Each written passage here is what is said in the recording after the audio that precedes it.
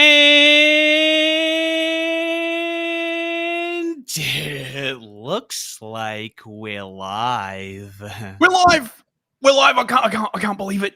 I'm freezing cold, mate. Being thawed out again from the cryogenic chamber to come again for another excellent episode of Artie and Fist.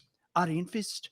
Artie and Fist. You can be sure that we're both on the list. Artie and Fist. Artie and Fist. Shut up!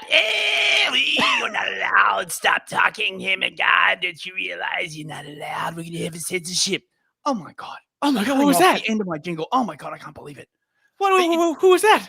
It must be Robert Lauder from the World Jewish Congress, mate. He's broken into our stream with a special message. Yeah, I'd just like to talk to you all the people watching this stream. You're all very anti-septic. We're watching all of you. We're going to shut down your bank accounts. We're going to destroy your lives. You will not be allowed to criticize the great nation of Israel and the Israel lobby. How dare you? Wow, what a lovely bunch. Just want to bring him home to meet mom, you know? What an inviting man. Fucking reel it in, mate. You know, we're just shit posting over here. No, there will be no more shit posting. No. Wow. They are getting cranky, huh? They really are, mate. Someone needs to give them, like, you know, a nice baby bottle, you know, like look, some heated milk, right? Like, you know, warm it up, like, you know, put them to bed. You know, maybe, like, you know, rock them. Put him to bed. What does that mean? Does that mean another show? He said it. Put him to bed. Somebody add that to the list of things that are anti-Semitic. Hurry, enshrine it into law. Bro, it's the comfy cost. They're gonna be all nice and warm and comfy, wrapped up in their bed with like a nice baby bottle, and they'll be like, no, put that on the list of things you're not supposed to say. This is just like World War II. I can't believe it. It's like, look, we're just trying to calm you guys down, right? No, I will not be calm. Dude, I mean, put him to bed. I mean, God knows if you say roaches, okay, you can't say that, but they can call you vile. You know, we're going to be covering. No. Okay? Mark Levin is allowed to say the R word. Thank you very much, right? Oh, you're right. You are not. Okay, right? Like this, look. I can't help but notice this feels like the N-word. It's just like BLM, right? It really feels like the N-word right now. It's JLM, right? Except they don't like riot in the streets and burn down your cities. They destroy your financial system. It really feels like only one group is allowed to say the N-word, you know? Actually, no. The N-word actually has nothing to do with being black. Did you know that? It has nothing to do with being black. All it has to do with is hating white people. Because literally, do they ever care when an Asian person says it? Or a Hispanic person? No, it has nothing to do with being black. It's just white people can't say it. They don't care when black people say it. Black people love to say it. I mean, you know, I have, this might come as a bit of a shock to you, Artie, but I have in my life listened to, I believe, what the kids call the music of rap, right? the hip of the hop. People of color in music of rap. Yeah, that's right. Exactly. The music of rap of the people of color. And I got to say, they seem to have a great affection for that word. It's, you know, it's actually a bit complicated for me listening to the hip of the hop because I have to like mute the audio every single time they say the N word, right? And this can get like really quite annoying, right? You know, you be listening to some Notorious of the B.I.G., I believe he's like called. Mm-hmm.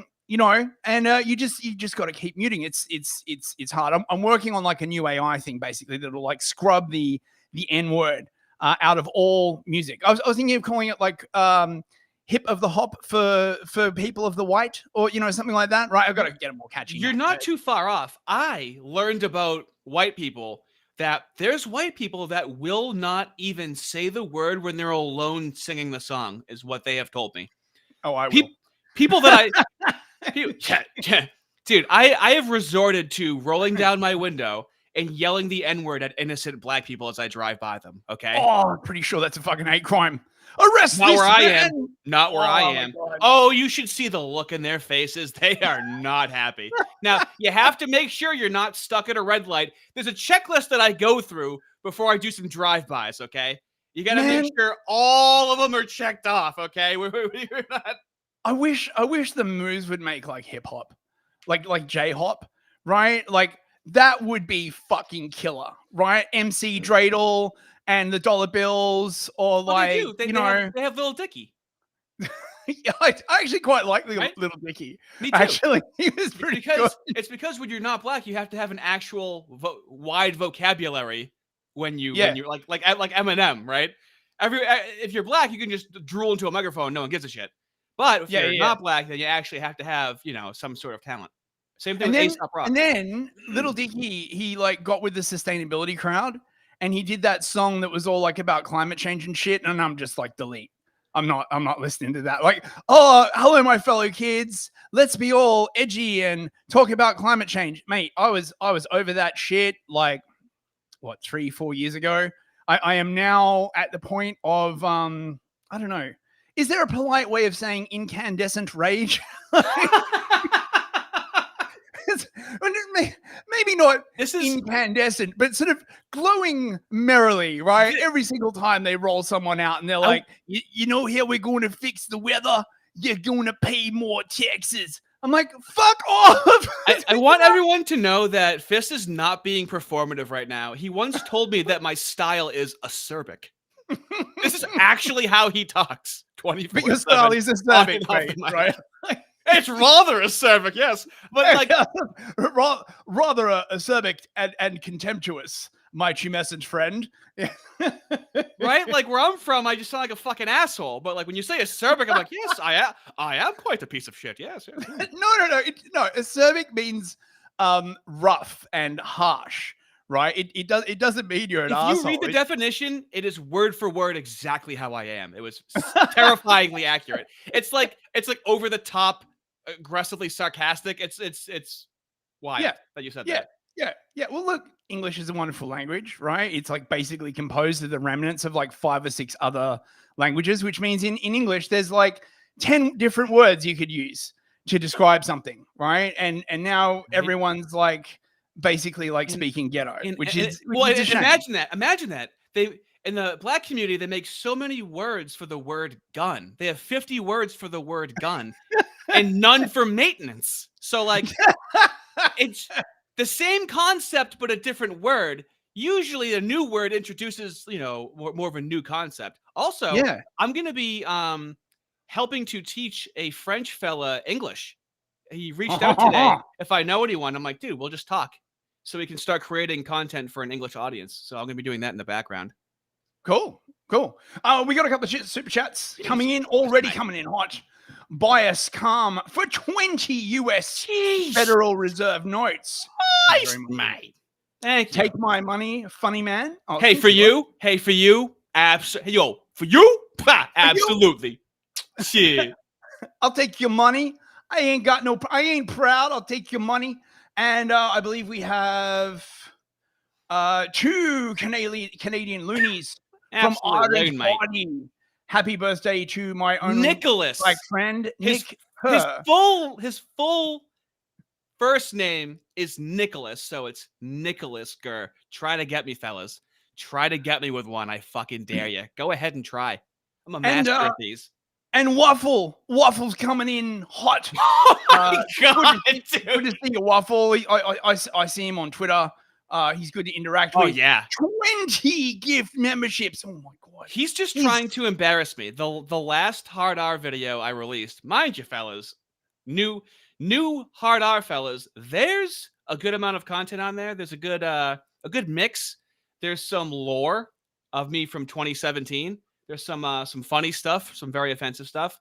But the last video I released, so I've been abstinent for 9 years now. That's why I'm a different kind of atheist. And it's me 6 months into not fucking, and it's a really embarrassing video. So enjoy that. Is it like, I just need someone to touch it? Touch it! Please touch it! I drove for like Lyft and Uber for like a little bit, and a black woman sat in my front seat, and as soon as she got out of my car, I was like, I need to go home and take a cold shower.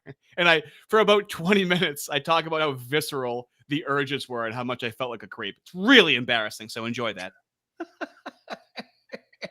So, oh, mate, we have got a jam-packed show.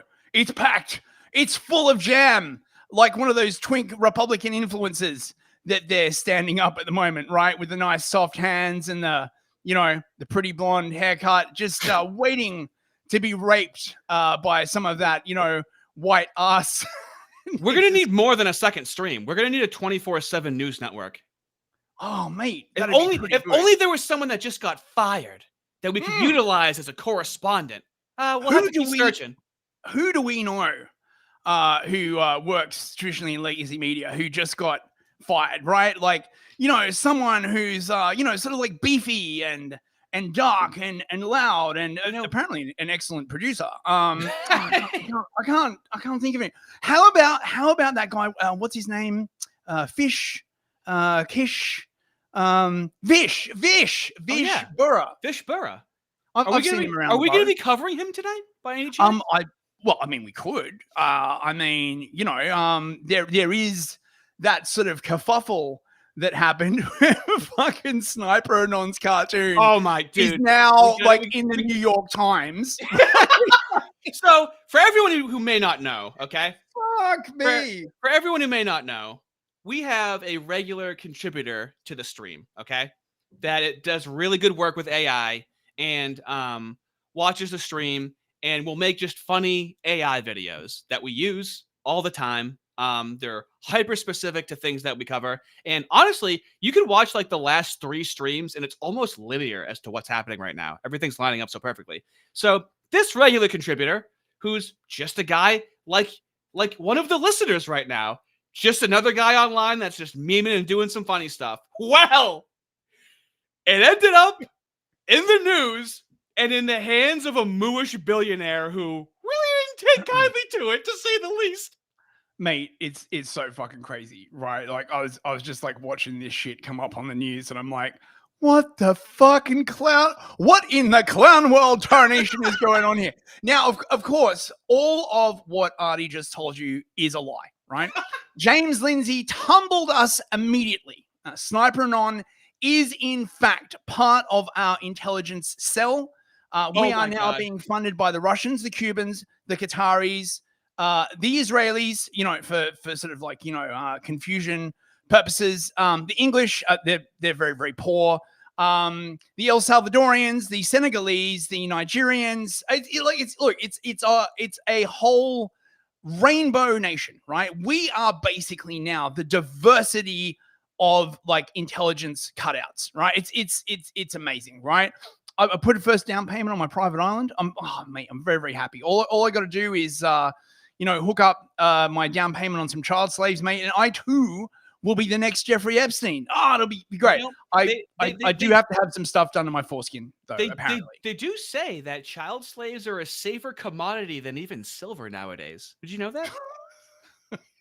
They just retain their value with the elites. It's unbelievable. Now I'm sad.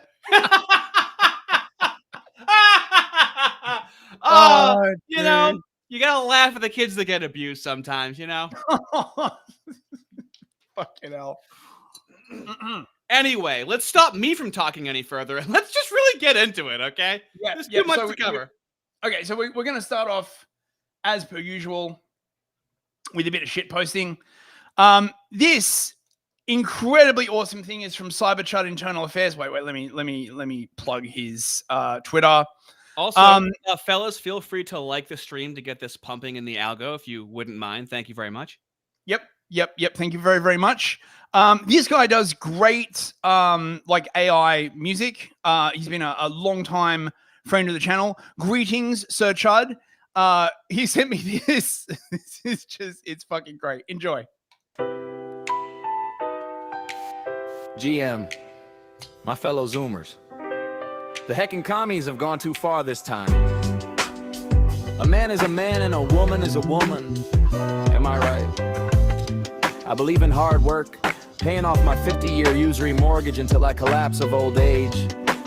Like Ben Shapiro said I could, and finding a wife that will be a Republican girl boss, like Ashley St. Clair.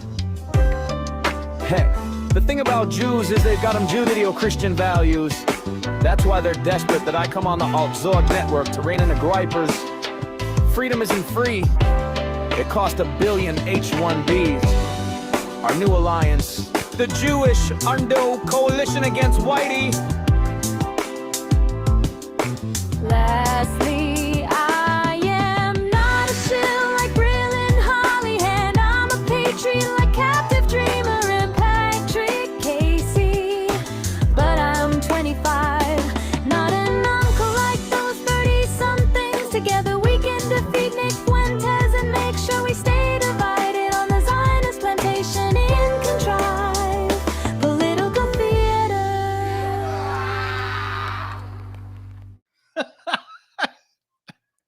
Fucking brilliant, man.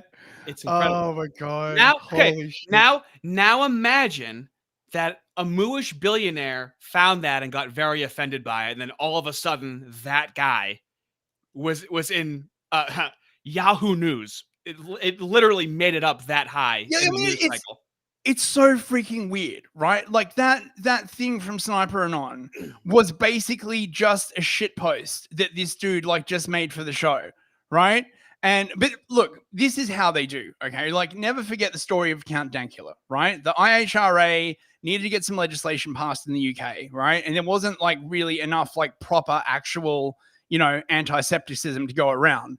So they just scrolled around YouTube until they found some like random off-color joke on this guy's channel, and then like nuked his entire life from orbit so they could get this legislation passed. That's how they do. Did you know that? I believe the Nuremberg trials were quicker than his trial. Did you know that? Than Dank's trial. Yes, that's how long. That's how long it was spread out. I'm almost 100% positive that he mentioned that. That wouldn't surprise me. Like, everything takes like 1 billion years in the UK now because like the entire like country is just basically crumbling to shit. Like, it's insane, right? And if you say anything, they'll be like, "Oh, that's not very patriotic of you." It's like, dude, I mean, absolute bro, version of reality. I'm sorry, but like I need like basic services to like live, right? That's not very patriotic of you to like point out how our society is completely crumbling into the dirt. Well, I mean, like don't forget the entire world can be British. They just don't know it yet. As long as they cross the magical line, then they're transformed into a Brit. Yeah, that's right. All you need is a license. Well, I mean, unless you're brown, then you don't need anything really, right? Like, if you're white, you need 1 billion licenses. If you're brown, it's fine, right? Like, being brown is basically your license for everything. It's an awesome system, right? Yeah, dude, we all know I could go to India and go, "Hey, shitskins, I am Indian as well." Okay, I would definitely just be intact at the end of the day, being like, "Yeah, I go to Japan. I'm Japanese too. I'm equally as Japanese as you." Why does it only work this way in certain countries in the West? Isn't that fascinating, Fist? That is very fascinating. Or as they like to say now, that's very interesting that you would say that, Artie. You got to do like the lilt at the end of that's very interesting that you would say that. What do you mean by saying that, Artie? Are you implying something? I hope you're not like supporting the highly racist Great Replacement theory. You're really got to do the vocal fry. Are you supporting like the Great Replacement theory? Theory? Like, really? Oh my God! Ted Cruz just commented something recently where it sounds just like how a 7th grade girl would type. There's no other way to do it. He literally ends it with "whatever," and I don't know how else to. How else do I read it? Oh yeah, I'm Ted Cruz. Well, you said this about me. Oh, whatever. No, that's not how it reads. Okay. I'm like Ted Cruz. Okay. Yes. Israel is like totally our greatest ally, bro. I can't even like. Oh, my God. You can smell the gefilte fish in his fingers as he's typing it. Let's move. Let's move forward. Okay. Let's keep going. Let's push through. Okay. So we also have episode 2 of the James Lindsay show from B. Frank Zeta. He will not eat the bugs. I support. He will not live in the pod. Highly recommend. Like, follow all of these creators, bros. They really deserve your love. This is a great episode. Lindsay goes to the UK Really? in order to find out what's happening with the woke right bros. It's pretty awesome. Enjoy. For years, he studied the blade, becoming a master of the sword. Then he delved deep into the ancient occult texts of Hermes, until finally, through intense meditation, he unlocked the ability to see the hidden woke world. Now he dedicates his life to fighting against the woke right. The hidden occult agenda that only he can see. He is James Lindsay, the woke warrior.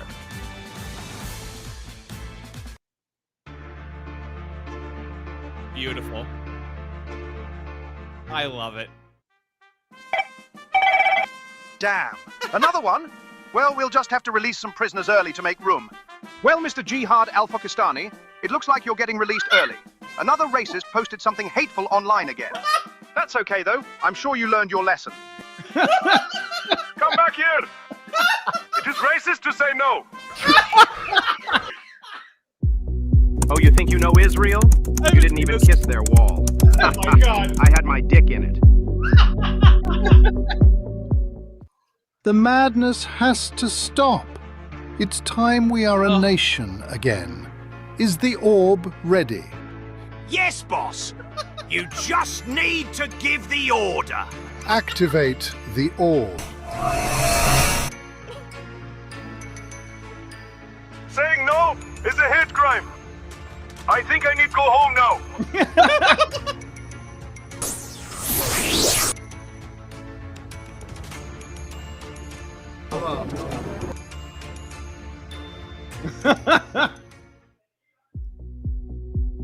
Oh, what's this?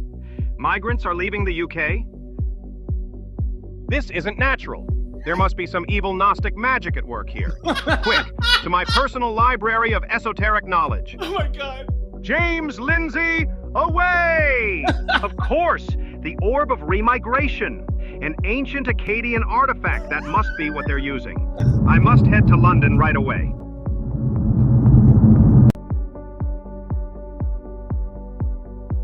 They must have the orb in a tall building to be affecting all of London. Resistance is racist. Of course, Big Ben. That's where they're keeping the orb. I have to disable it. In the name of St. George. Wow. What are you doing here? St. George? Is that the name of one of your Gnostic demons? Gnostic demons? Are you retarded? Retarded? I have a jar at home full of James Lindsay was right coins. Does that sound retarded to you? Well, perhaps a bit autistic. I know about the remigration orb. That orb is a threat to the post-war liberal order, and I'm putting a stop to this. Liberal order. All it's given us is a lower standard of living, unaffordable housing. Oh, and of course gang rape. Why the hell would you defend that? Because without it, Hitler will return. Okay, well you're definitely retarded. Enough talking. It's sword fight time. No.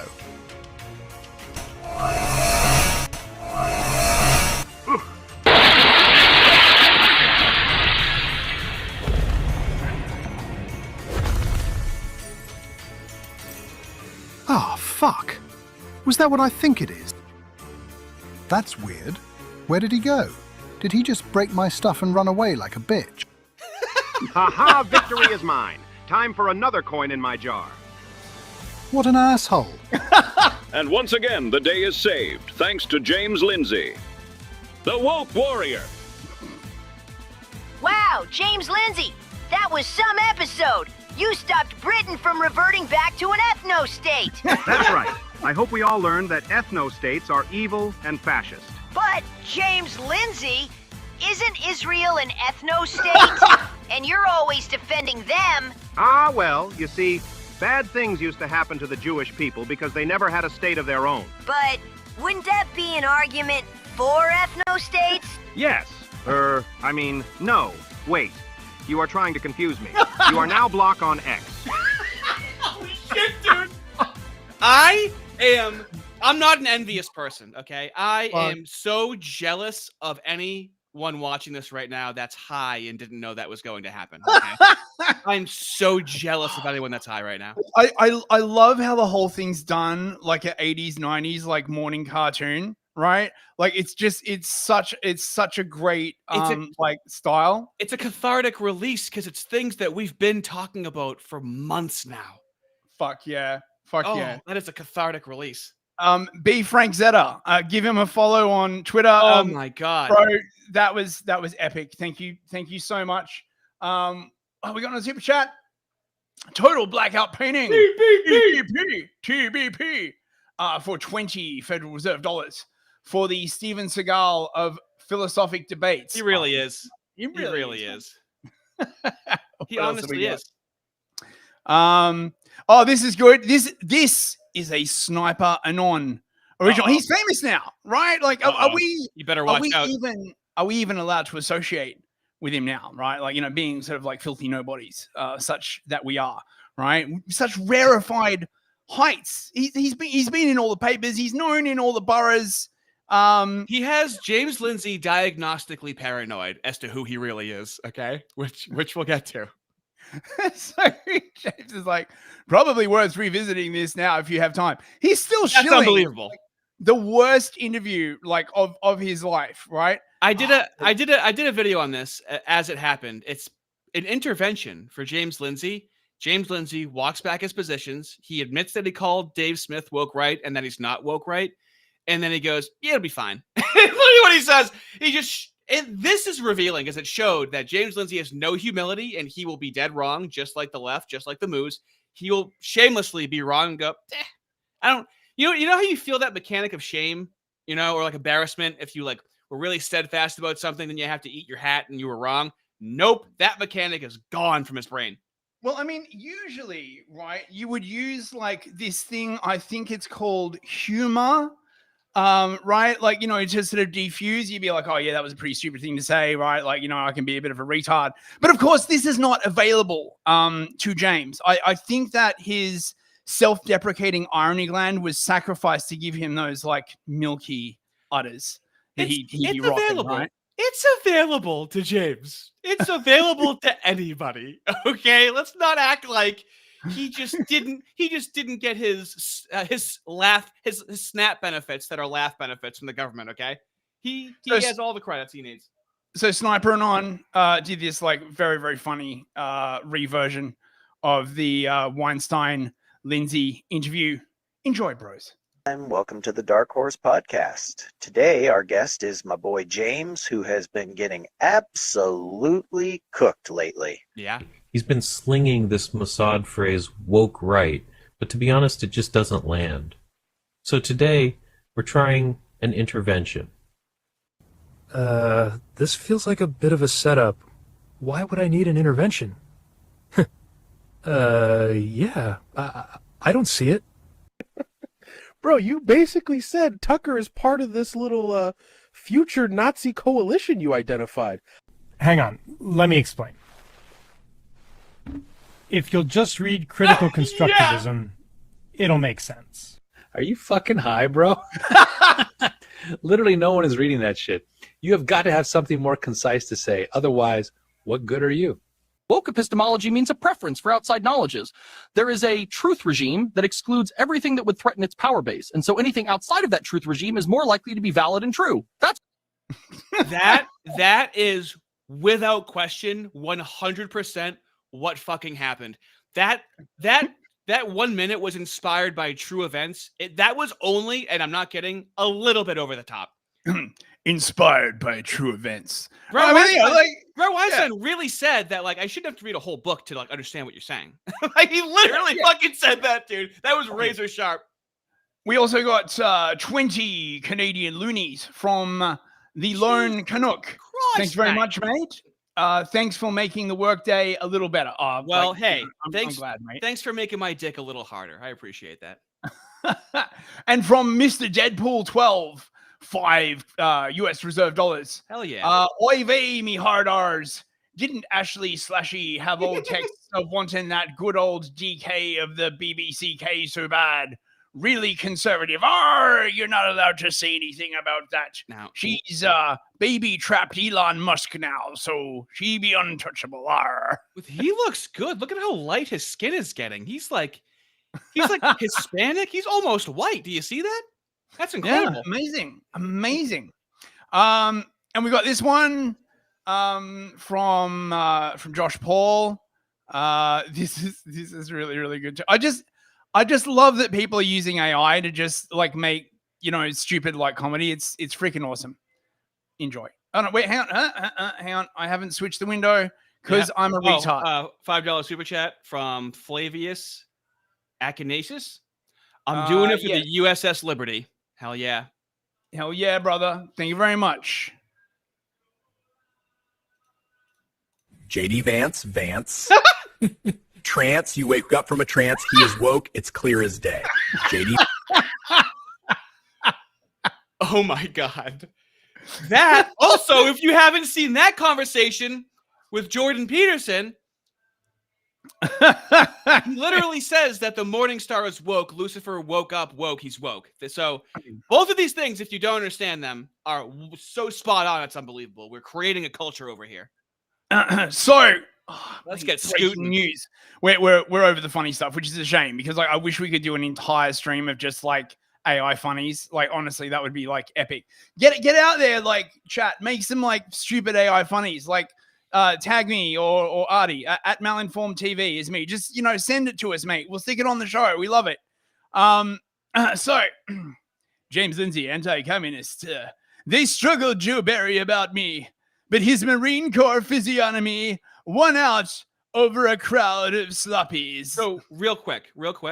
I have to make a video on this. This was just released a few hours ago. Fist just told me about this. I haven't seen this. I would love nothing more than to stop the stream, watch this, and start editing a video on this. I am so excited to watch this and make a video. So I just learned tonight that I had to start this video on this tonight. Thanks for that. It's hilarious, right? Like it's Oren McIntyre and fucking Joel Berry. Are you kidding me? It's a fantasy fight where I'm from in my small niche world of the internet. And my really hyper is basically like, do you denounce James Lindsay? I haven't seen this, dude. I'm gonna pop so hard. Oh, check this shit out. Because it's coming from someone who's oppressed. And the same thing on the right. If we have no enemies to the right, what you end up seeing all the time is someone defending wickedness because it's coming from someone who is on the right, who's supposed to be your friend. Will you condemn James Lindsay? For what? For no enemies to the right. Well, he's certainly at odds with your moral worldview, destructive to its ends, and aligning with him has caused you problems. Will you speak out? Will you say this guy is bad? We should not be working with him. We should be. First of all, he's not a Christian. He's a polyamorous liberal who has been putting out false arguments to make your argument fall apart. Yeah. And I think. Okay. Not you personally, but I've seen this faction of individuals intentionally align with him because it grants them power and they want to use it. Well, I'll tell you what I think. Well, James Lindsay has shot himself in the foot a little bit with this kind of over application. Yeah, that's one way of putting it. I mean, he's literally taken off like the whole of both feet at this point. But dude, anyway, right? Let's just abandon the stream and watch this whole thing right now, dude. I'm so excited to fucking watch it, dude. I'm fucking giddy. You know how much like work I put into like getting all this like. I don't give a shit. I like me having fun. Fuck you. All right, play it. Come on, James, give me more of it. Woke right term. Yeah, I think once he started calling Orthodox pro-Israel Jews woke right, well, let me jump the shark. Hold on, I guess I want to finish my train of thought with him because he, at a core level, I do appreciate what he's doing, even though he shoots himself in the foot and he's really good at making enemies. He is a freedom first guy. He cares about preserving freedom, and so do I. His own freedom. When it comes to his faith, he's not an atheist. When you say, oh my God, he cares about preserving freedom, right? Is that the same thing as like preserving democracy? Because I'm starting to get the impression, right? Like, just check me if I'm wrong on this, Artie, right? I'm starting to get the impression that if a majority of the United States like voted for a certain system, right? Like one that perhaps had, I don't know, some elements of socialism and some elements of nationalism and, like sort of reflected the will of like the majority ethnic population, that really wouldn't be democracy in their book. Am I getting this right? Words are so confusing, bro. Well, I can't. The left says democracy to mean do whatever they want, and then he uses liberty in the same way of just do whatever you want. But everyone needs to realize right now, the videos that I'm so mad. Oren McIntyre is on Timcast talking to Joel Berry. Now, the two videos making fun of James Lindsay that we watched, he was talking shit about Oren McIntyre, and Oren McIntyre is talking to Joel Berry because James Lindsay is too much of a fucking bitch to talk to Oren McIntyre himself. So Oran this is the McIntyre, closest- if that is your real name. The way he's just constantly harping on. I'm having if, stream if that flashbacks is right your now, real dude. name, Oh my please, propagandist me more. Oran McIntyre. Give me I more. quite like the nickname that he came up for Oran. Sauron McIntyre. I thought that one was pretty good, actually. Right, dude. Give me more in my veins. Give me it. Come on. Okay. Anymore. He's at least agnostic, and I'm praying for his conversion. He's been reading the Bible a lot, and he's been. If James is agnostic, right? You Why the made fuck is he going around telling people who is and is not a Christian, right? You made it, James, you made it 2 seconds before you. if you're paused it watching again. this, or your media team is like watching this, right? That is very offensive, right? And I'd like to see you go to the fucking Orthodox synagogue, right? And start saying, oh, you know, you're not a real Jew. You are a real Jew. Fuck off, mate, right? That is highly we've offensive. shown on stream James Lindsay saying with his own fat mouth that he's never going to tell anyone what he believes in religiously. Yeah, he specifically said he's never going to tell anyone what he believes in. Yeah, What but is he'll that tell tell everyone else, right? Who is and who is not a real Christian, right? Oh, it's fucking great, right? Motherfucker. Oh, we got some super chats. Hey, we got some super chats. Master Shake for $2. There he is. James has marine animal physiognomy. He has very large flippers that he probably taps his tummy with. I'm getting sea lion vibes from that body. And Mr. Deadpool 12. Is that Deadpool kid? Have I like a bunch think of the so. names changed? I don't know. It $5. has to be. $5. Tim you, mate. Pool. Do you denounce James Lindsay for his loose morals and polyamorous lifestyle? Joel. Well, now wait a minute. Well, hold on now. I know he shot himself in the foot. No, he shot other people in the foot again. This is from the video where he talked to Brett Weinstein, where he admits not to shooting himself in the foot, but to having a scattershot approach.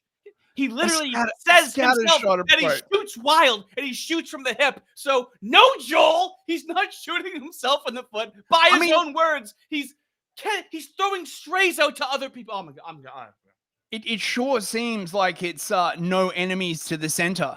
You know what I'm saying, right? You know, like Barry's like, oh no. You know, James is one of us, bro. I mean, he's a tard, right? And he's like doing massive damage to our movement. But you know, he's one of us. He's like one of those like retarded kids you keep in the basement, right? Try and let him play. Verbal skills, but they have memorized the entirety of like Marcuse and Adorno.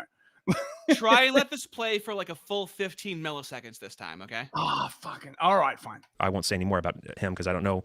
But this is one thing I'll say. The last time I was with James Lindsay, it was at a libertarian convention. You know, a bunch of godless libertarians. No offense. A lot of libertarians. Libertarian. At one point, he had done his presentation.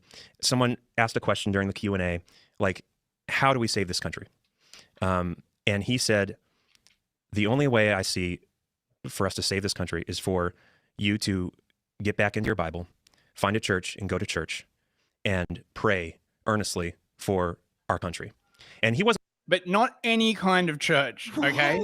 Don't go to the Orthodox fucking church. 7th grade book report, dude. Oh, wow. He really said that? Wow. Okay, chat, right? Not the Orthodox church, not the traditional Catholic church, and absolutely not the traditional Lutheran church, right?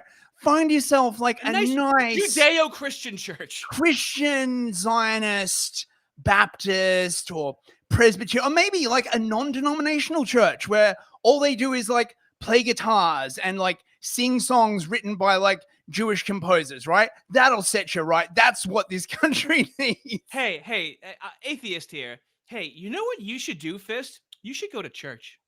He doesn't even go to church. He doesn't even fucking go to church. How insulting is that from me to tell you to go to church? Hey, dude, Fist. Now, this is just my opinion, but trust me, okay? I think you'd really like divine liturgy, and I'm glad I could teach you that. Okay?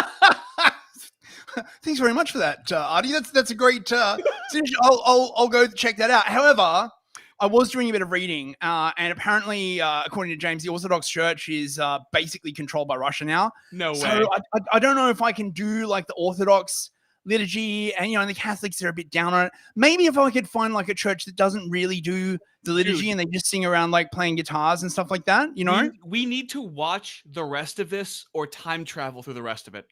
We gotta keep playing it. We gotta keep playing it. Pandering. This wasn't a crowd of evangelicals, so he wasn't pandering. He was talking to a bunch of godless libertarians. And so my point is, I don't agree with Lindsay on everything, obviously, but I will unite with a guy who tells people that our hope is Scripture, church, and prayer. So does Nick. Over a professed Christian who so does Nick says, Hitler was cool.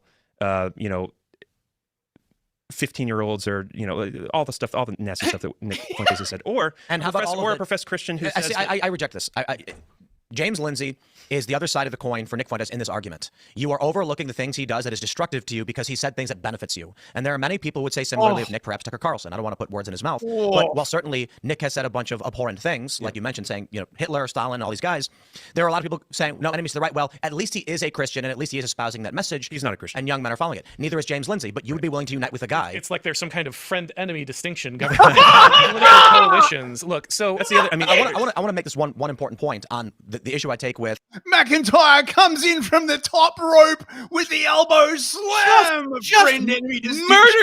Murders a man in cold blood and doesn't even show any. Just stoically murders a man on live television like that. Jesus, dude. Oh, someone call an ambulance. Holy shit. I see these. I don't know how you want to describe the faction of people that are more in your camp. I believe James Lindsay opposes your worldview and is trying to destroy it. I believe that his Christianity, being what? You think he's trying to destroy Christianity and conservatism. I disagree. This is a man whose entire body of work is infiltrating groups and presenting arguments that make them look retarded. And he is doing that to you right now, and you're going along with it because there is some benefit you received. So ignoring all of the destructive things he's done, he's cost you allies, he's created enemies, and he's dismantled your own arguments, which is literally what he's done on the left now to you. And you're like, well, but he said some things that are beneficial to me, so I'll keep it. What and maybe I'm just naive, but I see someone who is standing up for what he believes in at great cost to himself. He's kind of lost everything. You're saying no enemies to the right in the exact same way. What do you mean a great cost to himself? Like, oh my god. Oh my god. Okay. I need to forget this ever happened or I'm going to keep focusing on it. Let's move forward. That's okay. So watch that. You sent me this clip. This Excellent. is so that was Joel. Yes, that was Joel Berry, who works at the Babylon Bee. And here we have the other side of the clip coin, which is Seth Dillon, who works the CEO of the Babylon Bee. And I think I've done videos on both of them. They both seem like they're on SSRIs. Did you hear what Tim Pool said to Joel Berry? And no matter what you say to him, he's like, yeah, well, they had this like really low confidence way of like, well, yeah, well, I don't like, you can't wake up their spirit at all whatsoever. Now, he is so nervous, Seth Dillon. He like breathes like that in between what he's saying, but it's just classic what I used to say on the left, how they're splitting. Things are all good or all bad. Now, in the same way that I was making fun of Joe Berry just then for like, it's like a 7th grade book report with how he speaks. This guy is like he's speaking to fucking kindergartners. Let's go with it. Okay. I mean, to be perfectly honest, I'd be pretty fucking nervous if I was speaking in front of a crowd like this. What, in front of the International Christian Embassy, Jerusalem? Embassy in Jerusalem. Never know what might happen to your bank account. Woof, mate, tough crowd. The mission of the Babylon Bee, like I said, is to ridicule bad ideas. I didn't say ridicule the left. I didn't say ridicule wokeness. I said ridicule bad ideas. And bad ideas can live anywhere, can't they? And these bad ideas are rising almost completely unchecked. And so when I look around at the landscape and I'm like, okay, where do we need to be paying attention to these bad ideas, And so these bad ideas need to be confronted. And they're both godless. They're both violent. They're both sick. They both have bad ideology. He's good at that. Why doesn't he do that with bad ideas on the right? That's an important question we need to be asking ourselves. Why aren't we doing that with the bad ideas on the right? We don't have to be afraid of the bad ideas. We have the truth on our side. We have God on our side. Interview that Tucker Carlson just had with Nick Fuentes. This was not a confrontational interview. It was a friendly interview. It was, I'm not going to ask him about any of the terrible things he said, and he said terrible things. Someone just put together an 8-minute long series of clips of Nick Fuentes glorifying Hitler. 8 minutes long. It's not like it slipped out one time. Oh my god, these people have never like actually watched like any Fuentes at all, right? Like they just take all the spicy jokes and they string them together in an 8-minute clip, and they'll be like, Like he's but like literally a Nazi, bro. We just listened to Joel Berry, and it's the same. They just keep it was the same thing with where whoever is talking about him. It's the same thing. Mark Levin, he said he liked Hitler. We all like yep. Anything else? Yeah, you got anything else? Yeah, like, they're so desperate to not engage with any of the actual, like the left, like the actual points, right? Like, oh my god, this is why. This is why he said he likes Hitler. This is bait, because he wants them to act like this is the worst thing in the world when it's not the worst thing in the world. It's perfect strategic move, mate. I so want Shapiro versus Fuentes. Mate, like we have got to meme that shit into existence. Like, holy shit, it'll never happen. Yeah, but a man can dream. It's no, but right? It's the same thing, unfortunately, that Charlie Kirk did, where Charlie Kirk's like, I don't debate bad faith interlocutors. It's like, that's all you debate. You debate. You debate communists all the time, but you can't debate a Nazi. Ooh, what the fuck? Yeah, because they only debate people that they can like easily defeat. They're pussies when it comes to like someone who might actually have like a fighting chance, right? They're like, oh no, we don't do that. He's since deleted his tweet that said Team Hitler. He said he was on Team Hitler. I quote tweeted it and said Team Jesus. So rewind that. Listen to the delayed applause where he said Team Jesus. Oh, what the fuck? Can you believe it's an anti-Semitism movement and there's a unbelievably delayed applause for Jesus? Fucking. People who think that Jews are less than or scapegoat them for every evil that's ever happened, including all of the leftist stuff that we need to be fighting, that's all the Jews' fault. Those people aren't my friends. They're every bit as much my enemies as people on the left. And so these bad ideas need to be confronted. And I was thinking, I wrote a piece recently for the Free Press about this, talking about the foolishness of no enemies to the right. It's this principle that we should be united and never attack anyone to the right of us. The left didn't want us to punch down. They always wanted us to lay off the marginalized and the oppressed. And of course, that was just ridiculous because Rachel Levine, for example, is not marginalized and oppressed. This is a white male, high-ranking government official, okay? And by the way, a white male, high-ranking government official who has the power to silence us for... Oh, fuck's sake. God damn it.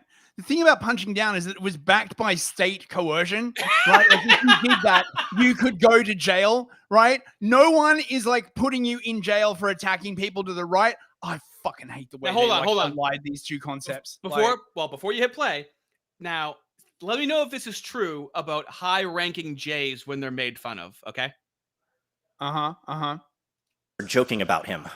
That is not marginalized and oppressed. That's scary power. That's way more power than I've ever had. Inviting people into the movement that have isn't it incredible? Racist ideas, misogynist this ideas. This is literally what we're talking about tonight. Collectivist is a high-ranking Jay got someone fired because he made a joke about them. Like, but he's acting like that happens. Like, see, trans people aren't marginalized. Just look at all the power that they have. Where do you think they learned that from? It's all of the exact same. Instead of saying transphobic, you're just saying anti-Semitic, and you're a marginalized population, and we need to protect you at all costs, but you have all this power. It's exactly what he just said. It's the fallacy of interchangeability, I like to call it. You're being very anti-citrus at the moment. You better watch it. I'm the Jews. I'm just the Jews. Ideas, post-constitutional anti-liberty ideas. These people are not conservatives. They're not part of the mainstream movement.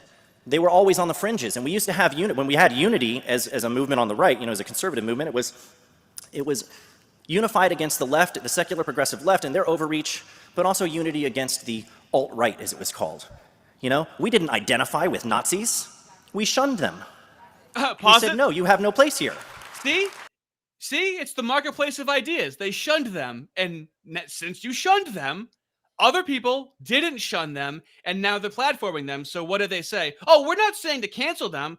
You shunned them. Well, no, you shouldn't shun them. No. You should have a conversation with them, and the conversation that you have with them, it's just have it the way that we want you to have it. And if you don't have it that way, we're going to threaten to shun you, but it's still talking to you. We used to shun them. And this is the result of you shunning them. You never engaged with what they were saying. Yeah, mate. It's the marketplace of ideas, right? Just don't look at who stocks the shelves, right? Hello, I'm going to go to the marketplace of ideas. Do you have this book? No, we don't carry that, Nazi, right? God, just fucking, it's so fucking Maoist, honestly. You have to be loyal to what's good and true, even if it means you might even lose some friendships. And by the way, if your friends are requiring that you stay silent because they don't want you challenging them when they're promoting evil, they are not your friends, they're holding you hostage. And who's he talking about right now? A lot of what about the I Jays? have said in opposition to this has been mischaracterized as a call for censorship, a call for deplatforming, a call for cancellation. I'm sure many of you saw the statement that was put out by the Heritage Foundation in response to the backlash that Tucker received for his Fuentes interview, and he referred to the people. It was incredible. He's since apologized, he's since backtracked on this, but initially his response was not to condemn the Nazi, really. You know, he's like, oh, well, we don't like Nick Fuentes, I don't want to see him canceled. But he didn't have much to say about Nick. He had no condemnation for Tucker for whitewashing Nick. His condemnation was for the people who objected to it. He called us a venomous coalition sowing division. Yeah, but you totally are, right? Like your group has attacked the right wing of the Republican Party, and now the entire right is in civil war, and you guys struck first, right? Like, oh, you know, it's like we're just engaging in a defensive war by like nuking all these people from orbit.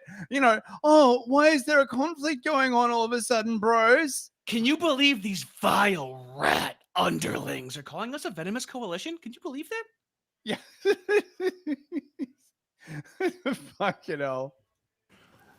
The venomous coalition sowing division are the people who hate other people and are trying to launder that hatred into the mainstream and are being aided by others to do it. You hate. And now as a result of this, you know, I'm being smeared and dragged to the mud. I honestly think they're trying to make an example out of me. I think one of the reasons why a lot of people aren't willing to stand up to this stuff is because if you do, it's gained so much momentum now and it has so many powerful voices in that corner, including Tucker. Oh yeah, I mean, look, so stunning, so brave, right? I mean, like, he's totally in danger of like losing his bank account. He's totally in danger of having his like magazine shut down, right? He's totally in danger of having his like family taken from him. So brave, right? He's going to be on a no-fly list like before dawn by saying this kind of stuff. Are you fucking kidding me? He's on a no-fly and no car and no bicycle list. He had to walk there, okay? No, he's actually on the no legs list. He had to crawl there, mate, is what I'm saying.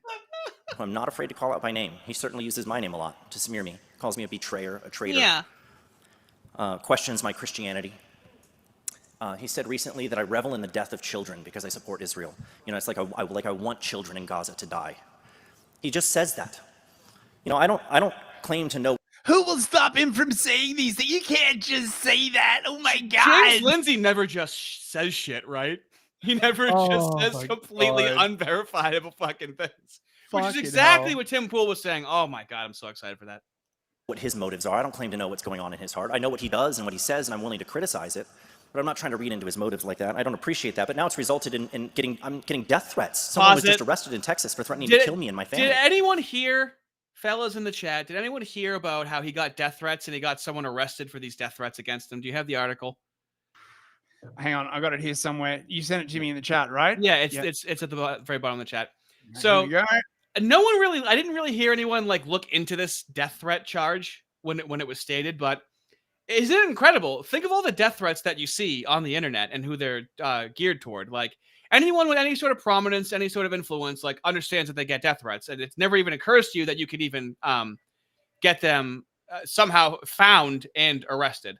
So if you want to just search for Dylan in this article. Oh, yeah, and it's Haaretz as well, of course, right? Actually, yeah, have you read this yet? No, I haven't. Oh, dude, it's short. Just thumb through it right now.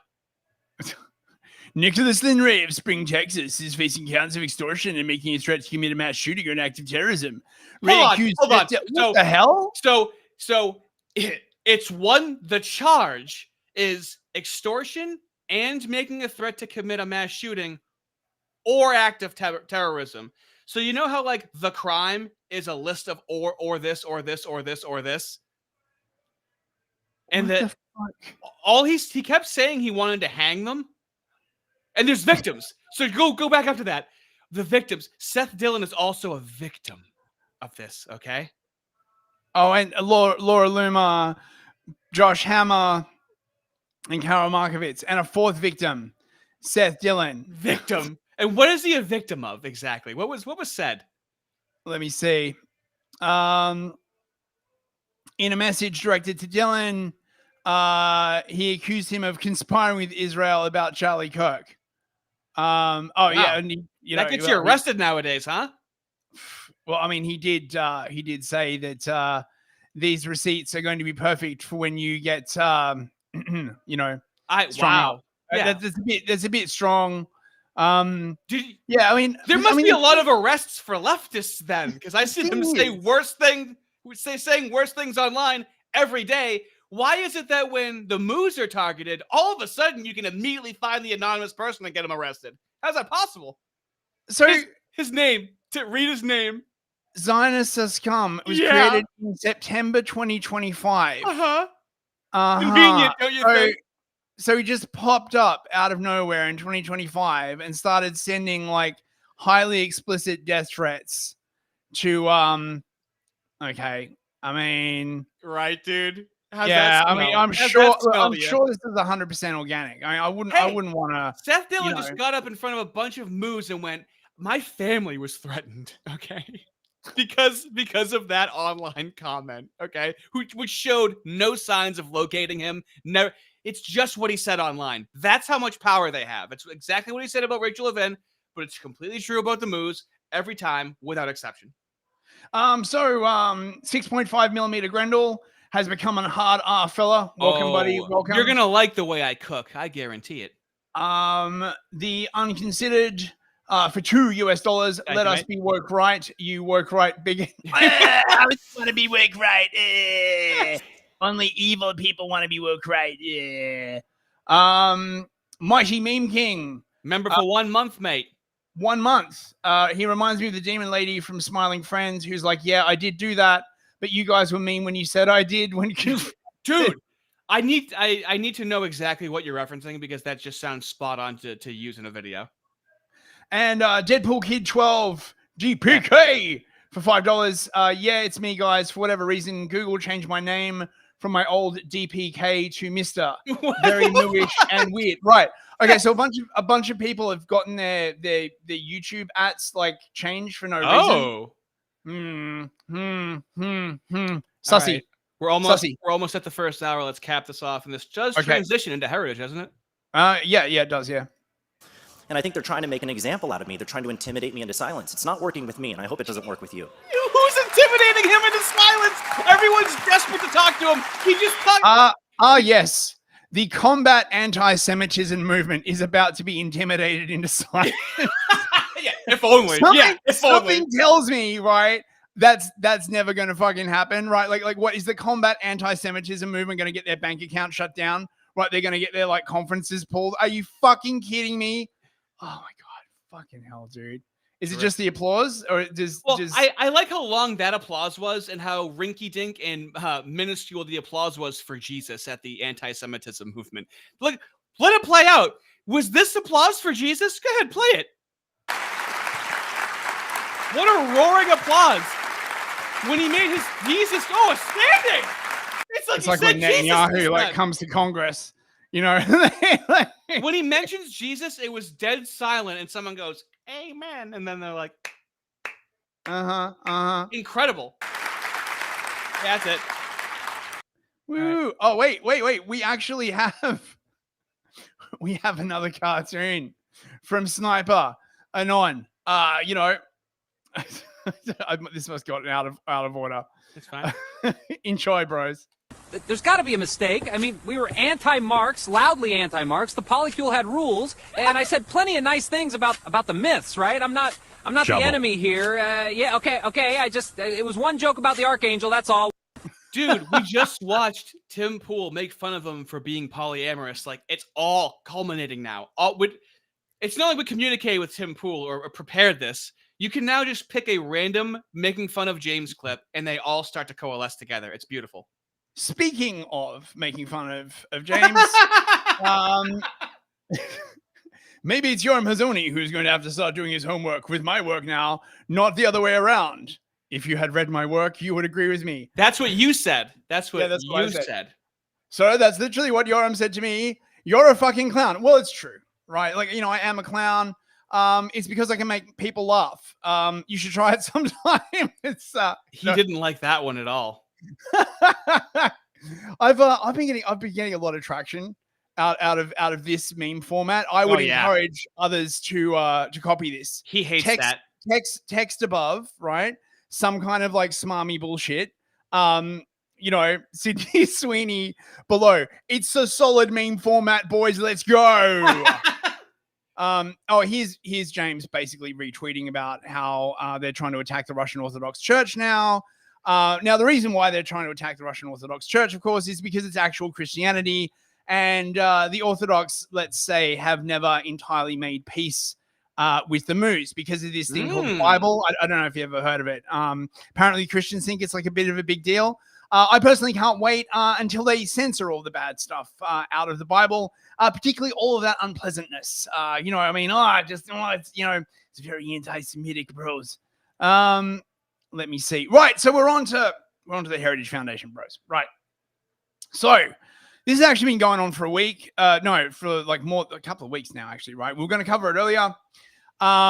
So just to get a bit of background, right? The Heritage Foundation is basically the sort of policy construction and writing arm of the Republican Party. It was set up in the wake of the Buckley-Buchanan blowout, I think in the Reagan era, right? As a way to sort of like solidify Republican policy, right? Real quick, I believe we showed in the last stream or the stream before how the Moose hopped up on stage and said that he's racist or anti-Semitic, Pat Buchanan.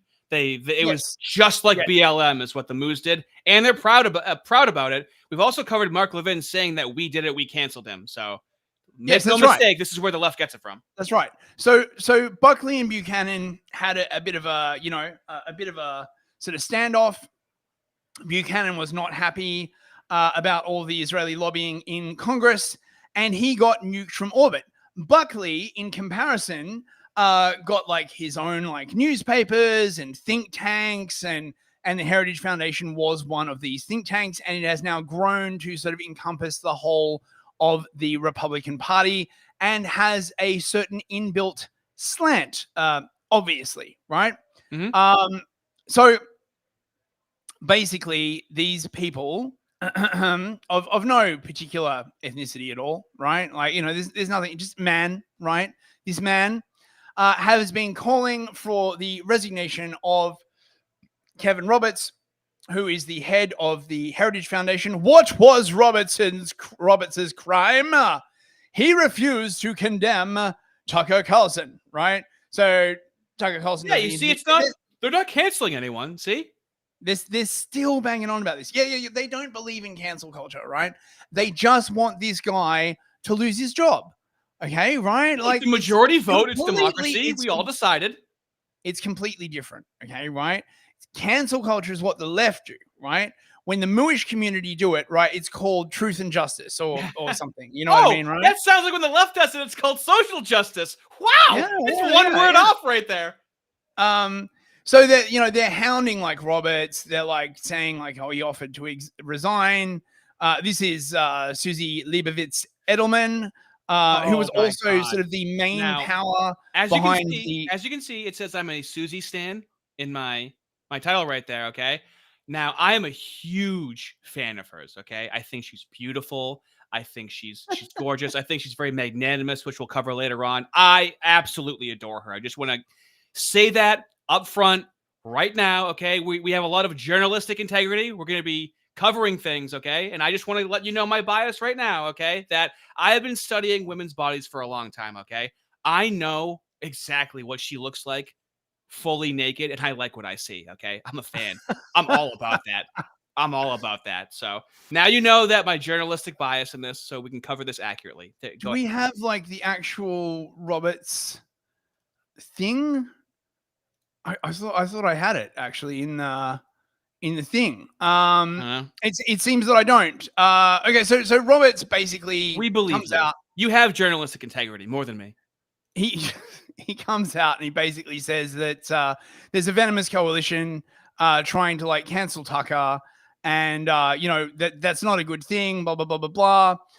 And this spins up this entire campaign basically to get Roberts removed from the Heritage Foundation. Now, the Heritage Foundation basically had installed within it a sort of Mooish commissar unit, which was the Campaign to Combat Anti-Semitism, I believe it was called. Yep. And their job within Heritage, right, was to make sure that no anti-Jewish ideas or anything that could in any way impinge upon the interests of Israel would be allowed to survive in Heritage. This is very, very important, as I said, because Heritage writes a lot of the policy documents for the Republican Party. So by controlling Heritage, they have like serious influence over the kind of policies that are pushed by Heritage. Susie has been going hard at the Heritage Foundation. I mean, this is from November 8th. So this is like a couple of weeks ago. They were like trying to like cancel them, saying like, oh my God, right? You know, they tried to have an event and a bunch of people didn't show up. It doesn't look like it's worked though, bros. I gotta say. And the thing about the Heritage Foundation is that there have been questions over its neutrality for a while. Here's an article from September 2022 where they're talking about how some people at Heritage basically said that maybe we shouldn't like do the war with Ukraine. Mhm. And they're like, no. Because they're right-wingers, you know? That's not a good idea, right? We have to go to war with Ukraine. Almost like, there's like a certain group that's like really, really hot and horny for the Ukraine war, right? I wouldn't want to speculate like, what that group was. They're basically like pressuring people to support Ukraine. If it weren't for Trump, right? The Ukraine thing would have just, I don't even know if it's over, but right.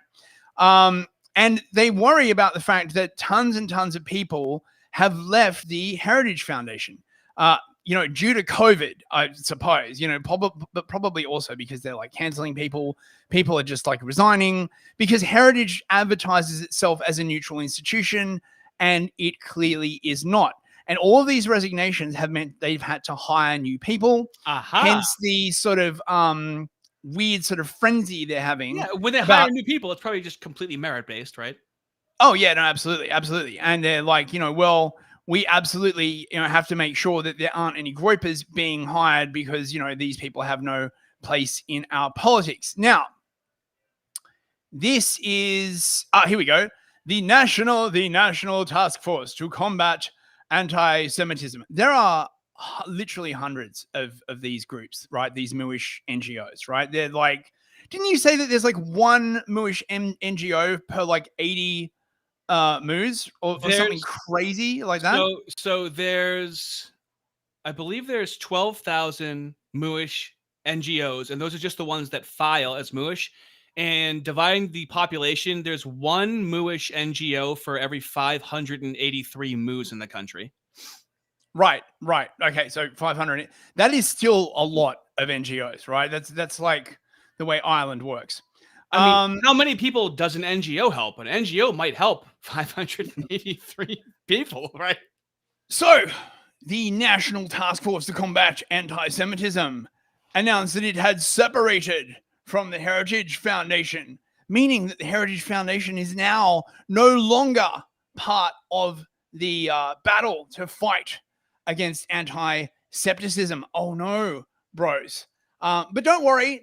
They're still out there. They've spun out like, their own organization. They're out there still hammering it away at the Heritage Foundation. Doubtless their plan is to get Roberts fired and then to do like a complete root and branch purge, ideological purge of anyone within Heritage, and then continue representing not the American people as a whole per se, but the best people, the important people, right? You know what I'm saying, right? Yeah. So in Genesis, when the scripture says God will bless those who bless Israel and curse those who curse Israel, we don't argue with God about that. Conservatives are regrouping after a task force set up to fight anti-Semitism announced it was cutting ties with the influential conservative think tank, the Heritage Foundation. The foundation's president is facing criticism for defending Tucker Carlson after he hosted far-right influencer, white nationalist, and anti-Semite Nick Fuentes on his podcast. Now, I want to point this out, right? This article is from November 19th. Little piece of human dog shit, Nick Fuentes. And the thing between Tucker and Fuentes happened, like, how long ago did that happen? Is it like, it's 2 weeks by this point, right? They're still like, oh yeah, no, it's still a really, really, really big thing. This is what you can do when you own your own media outlet. Oh yeah. Wow. Right? Very You astute point. can just Yeah. keep a story going for as long as you want, right? It can Oh, be you 6 mean like months from now. George Floyd? That Yeah, went on yeah. for a while. And they'll be like, it's been 6 months since noted anti-Semite Kevin Roberts failed to resign from the Heritage Foundation. It's such a protection racket, right? Like, if you don't do what we want, we'll resign from your organization, and then everyone will think you're an anti-septic. Like, yeah, wasn't Seth Dillon talking about who has the real power? You know? Yeah. Who does have the real power? I don't know. It's all very, very confusing and probably systemic and social and economic circumstances. You know, who can say? In fact, I'd go a step further and to say that to point out who has power within a certain organization is very woke, actually, Artie, right? So if you were to point out, for example, that the CEO of a company had been captured by a certain interest, that would be very, very woke of you to say that, right? Like, what if we created our own field of study called socio-sheconomics?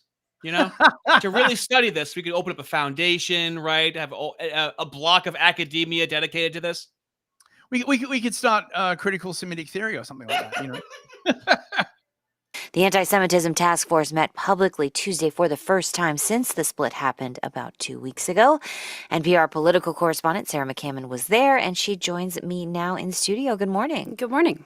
Okay, so how did the Anti-Semitism Task Force find itself separating from Heritage? Yeah, just to step back a little bit, Tucker Carlson's interview with Nick Fuentes triggered a backlash from some prominent Republicans because Fuentes has this long history of extreme remarks. He's praised Hitler, proudly called himself a racist. It rose to another level after the Heritage Foundation president, Kevin Roberts, defended Carlson. As a result, the National Task Force to Combat Anti-Semitism announced it was cutting ties with Heritage. Okay, so now they've reformed independently. What's next? Well, they say the events of the past few weeks have broadened their focus as a group, and one of the task force co-chairs, Luke Moon, says they had been focused on what they describe as left-wing anti-Semitism. The fight on the left is still happening. That is not done. That is a work that still has to go on. But we now have an emergent threat on the right. And so, Layla, now the task force wants to push back forcefully against rhetoric from people like Fuentes. Right, and he's an influential person. You were there. Who else was in the room? Well, there were a lot of conservative Christian groups and some conservative-leaning Jewish leaders, and several prominent evangelical leaders were present. Yeah. These are AI voices talking to each other. Are they? Oh man! So they're not showing people talking. It sounds like, remember Classical Liberals podcast where it's two AI voices talking to each other? There's no breaks in between. There's no inflection, and they're not showing anyone talking. Listen to it and tell me if it sounds like it's AI. I think you're right. I mean, AI would be a really useful tool if you couldn't actually find anyone to like shill for your stuff. They're just showing pictures. And you wanted to create the impression that there was like a whole lot of people like, oh, we're very, very concerned about this, you know. Plus, President Trump's real quick, in the world of editing, we call this B-roll, and you use this, especially when it's useless B-roll like this, to cover up that you have nothing to show.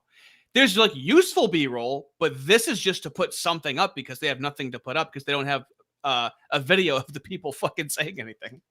Mate, soon they'll be able to like just create presenters and stuff as well. Oh, easily. You know what I mean, already there. Ambassador to Israel, former Arkansas Governor Mike Huckabee, spoke to the group through a video message. So in Genesis, when the scripture says God will bless those who bless Israel and curse those who curse Israel, we don't argue with God about that. So Huckabee tried to make the case for Israel from the Bible and told the group that Christians should have respect for Judaism because their faith comes from it. So in Genesis... Okay. Right, so we're back to this again, right? If you betray Israel, you're betraying Christianity, and God will strike your country down purely by accident. Of course, we wouldn't have anything to do with it. This is the National Task Force to Combat Anti-Semitism. They still have, oh my God, never again is not enough. It sounds like a James Bond film. Never again is not enough. It's not enough to be never again. We have to be anti-always never again. It's like never again is not enough. It must be always forever never again. Again. Feels familiar. Fucking hell, man. Heritage is still actually listed as one of their participating organizations. They also, by the way, have Project Esther, which is basically like it's just a big ass Hasbara thing. You know what I mean? They publish reports and all this kind of other stuff. They love their reports and think tanks and stuff. Now we get on to real quick. I want I'm sending you something in Telegram. I really want to point out that when you ask Rock, has any Mooish NGO ever advocated for white people? Okay, this is going to take 2 minutes to. I've never heard this stated publicly, so just click on the first. Yeah. Okay. Yeah. Has a Jewish NGO ever advocated for white people? Okay, so have any Jewish organizations explicitly identified as Jewish ever publicly advocated specifically for white people, interpreted here as promoting the interests, rights, or advancement of white people as a racial or ethnic group? This can include efforts against discrimination, targeting whites, support for white cultural preservation, right? Okay, or advocacy framed around white identity. You would think there's been one that's advocated for those things. Let's see what it says. Based on extensive searches across web sources and X, no such examples exist. All those NGOs, and you can't find one Never example. Once. Keep going, keep reading. Jewish NGOs have a long history of broad human rights and anti-discrimination work, often rooted in Jewish values of tikkun olam, repairing the world. However, their advocacy typically focuses on marginalized groups, for example, racial minorities, immigrants, and LGBTQ plus people, and explicitly opposes white supremacy or racial hierarchies that privilege whites. When addressing whiteness, it is usually critiqued as a system of power rather than defended. Now, I'm sorry, did I say leftist organizations or did I say Mooish organizations? Didn't that sound inseparable from leftist organizations? I actually have a clip to go with this, actually, as a matter of fact. Now let's ask, has a Mooish NGO ever advocated for black people? Yes. Okay, let's move on. Just wanted that immortalized in history. I don't know whether I've got this clip in my pile, okay, but I want to point this out, okay? So Chuck Schumer, he's gone in front of the Senate. They need a Senate resolution to disavow Nick Fuentes. Just want you to listen to the way he frames this. Hang on, just let me put the playback speed up. Let's go. And finally, on anti-Semitism. Anti-Semitism in America has reached a dangerous tipping point. Oh, God. Jewish Americans are facing threats, harassment, and violence at levels we have not seen in generations. And as I have said many times in this chamber, anti-Semitism is the canary in the coal mine. Where there's anti-Semitism, there lurks white supremacy and other pernicious forms of hate. White supremacy? Yeah, what? Really? I mean, why? It's the only supremacy that exists. There's no other supremacy. There's no other identitarianism. There's no other nationalism. Those are just reserved for white critique. Always critiquing. Why do they always bang on about white supremacy, right? Because you would think, okay, that in a white country, if you actually had a democracy, the system of government and the decisions of that government would represent whites as a group because numerically, they are a large majority. That's how democracy is supposed to work. It is a game of numbers. But for some weird reason, a lot of people are starting to feel like that's not how the West works anymore. White supremacy is this, you see what I'm getting at here. Also, we have Super Chat, $2 from Master Shake. What about the Cars for Kids organization? Are you familiar with the Cars for Kids organization? Wasn't that Shapiro's charity? I think it goes something like this. 1-877 fuck the moose. 1-877 fuck the moose. 1-877 fuck the moose. Body slam a moo today. But doot. Those the commercial for that plays on our airwaves in the car all the time. We have another super chat. 10 U.S. Federal Reserve notes from Sneed for Speed. That's a good fucking name. Shalom Goyim, thank you for your information. I shall use this donation to promote my Holocaust Foundation, which I own a 2% stake in. So I believe this $20 donation is an appropriate investment. Thank much, Rabbi Sneed for Speed. We will make absolutely sure to take that $5 that you just gave us. What do you mean $10? That is okay. We need to get scooting, bro. Let's scoot. Oh God, what we nearly an hour and a half in. Okay, right. All So right. hang on. We've done very good so far. Okay, now let's do it. So even far. better. Okay, so hang on. Where are we up to? Okay, so this is Susie Lebovitz Edelman. The power. Well, I mean, one of the sort of powers behind the throne, right? According to some of our confidential sources, she has been a major force in canceling the Heritage Foundation. Allegedly, cannot confirm, but allegedly, she gave quite a sizable donation last year and then used that to sort of like hang it over the head of the Heritage Foundation, basically saying, if you don't fire Kevin Roberts, we won't give you any more money. Is that how like donations are supposed to work? Like, I don't know, man. I'm not really that big in the NGO space. Now, one of the interesting things that like I find about these people, like James Lindsay is like this, right? They are basically massive Jaysbergs, but just in the opposite direction, right?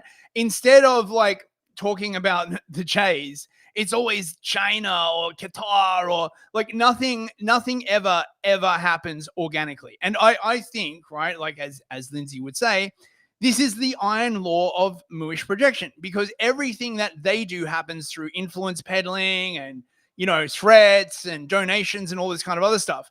They literally cannot conceive of anything in politics happening organically. So you see this like in their response to Fuentes. Fuentes can't be popular because he like speaks to an aggrieved group, because he's like well-spoken, because he's funny.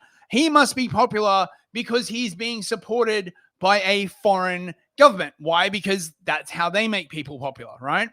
Hunch, Operation Jewel Squeeze, was planned months ago and was designed to demoralize conservative Jewish Americans and eject them or scare them away from conservative institutions. How? Right? Are you freaking kidding me? Right? Like you basically are the institution at this point. The Tucker Fuentes interview and Kevin Roberts' statement of loyalty happened just before the RJC's national conference. I don't believe this was a coincidence.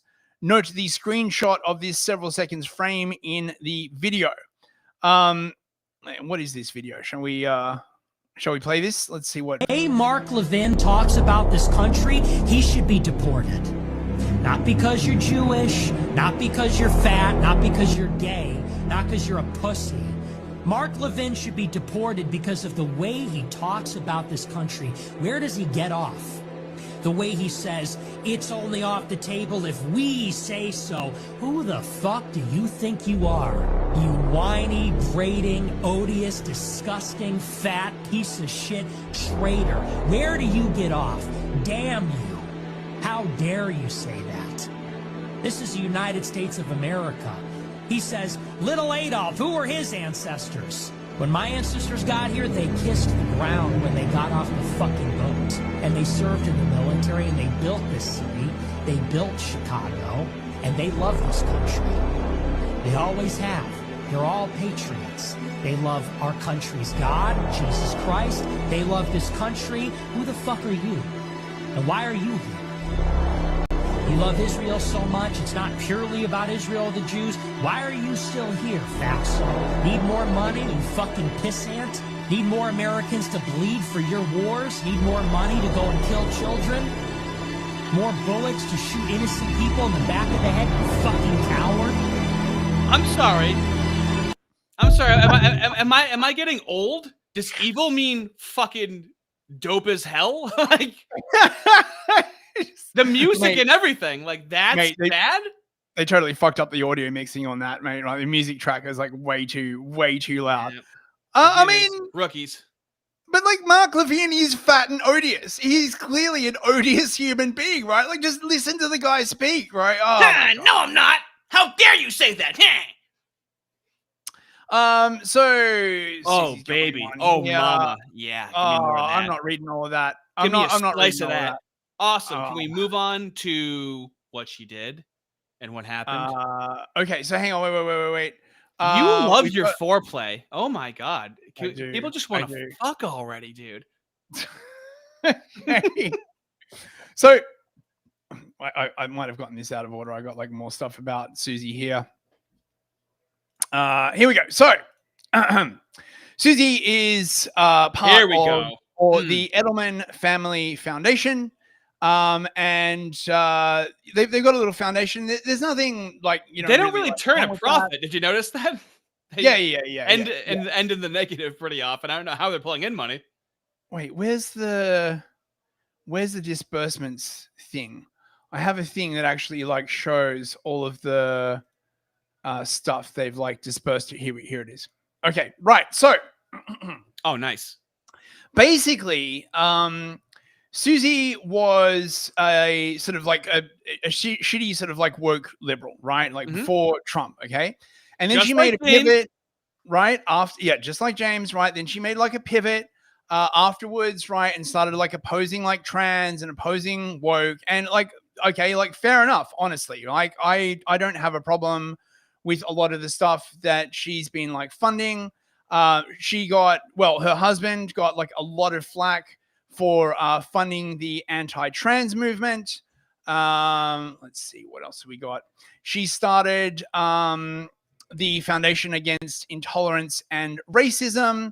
And the thing is, right, that basically, as far as I can tell, she has been trying to chart this sort of middle course between fighting woke and stopping people from making any connection between woke and left-wing mooery. It's weird because like initially doing research, you know how sometimes you're kind of biased doing research and you want to like find all this stuff. It's kind of like benign, a lot of it, right? It's nothing necessarily stands out to you. Yeah.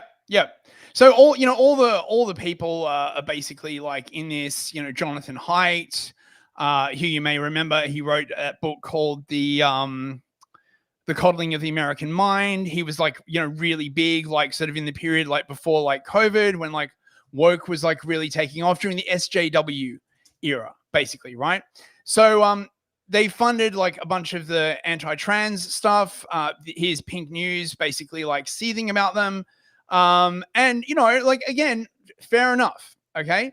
The thing is, they also funded the Heterodox Academy. And the Heterodox Academy is one of the organizations that James Lindsay is prominently associated with. James Lindsay is a prominent figure associated with the Heterodox Academy, a group founded in 2015 to promote viewpoint diversity in academia. Now, I highly doubt that that is true, right? I suspect what they mean is certain viewpoint diversity. Now, the reason Wait why a minute, I'm that was talking about co-founded with Jonathan Haidt? Apparently so. That's interesting. Yeah. This is just a Brave AI readout, by the way. But just to make this delineation, there seemed to be a split over the whole trans thing with the moos, right? Yeah. On the right. Yeah, that's right.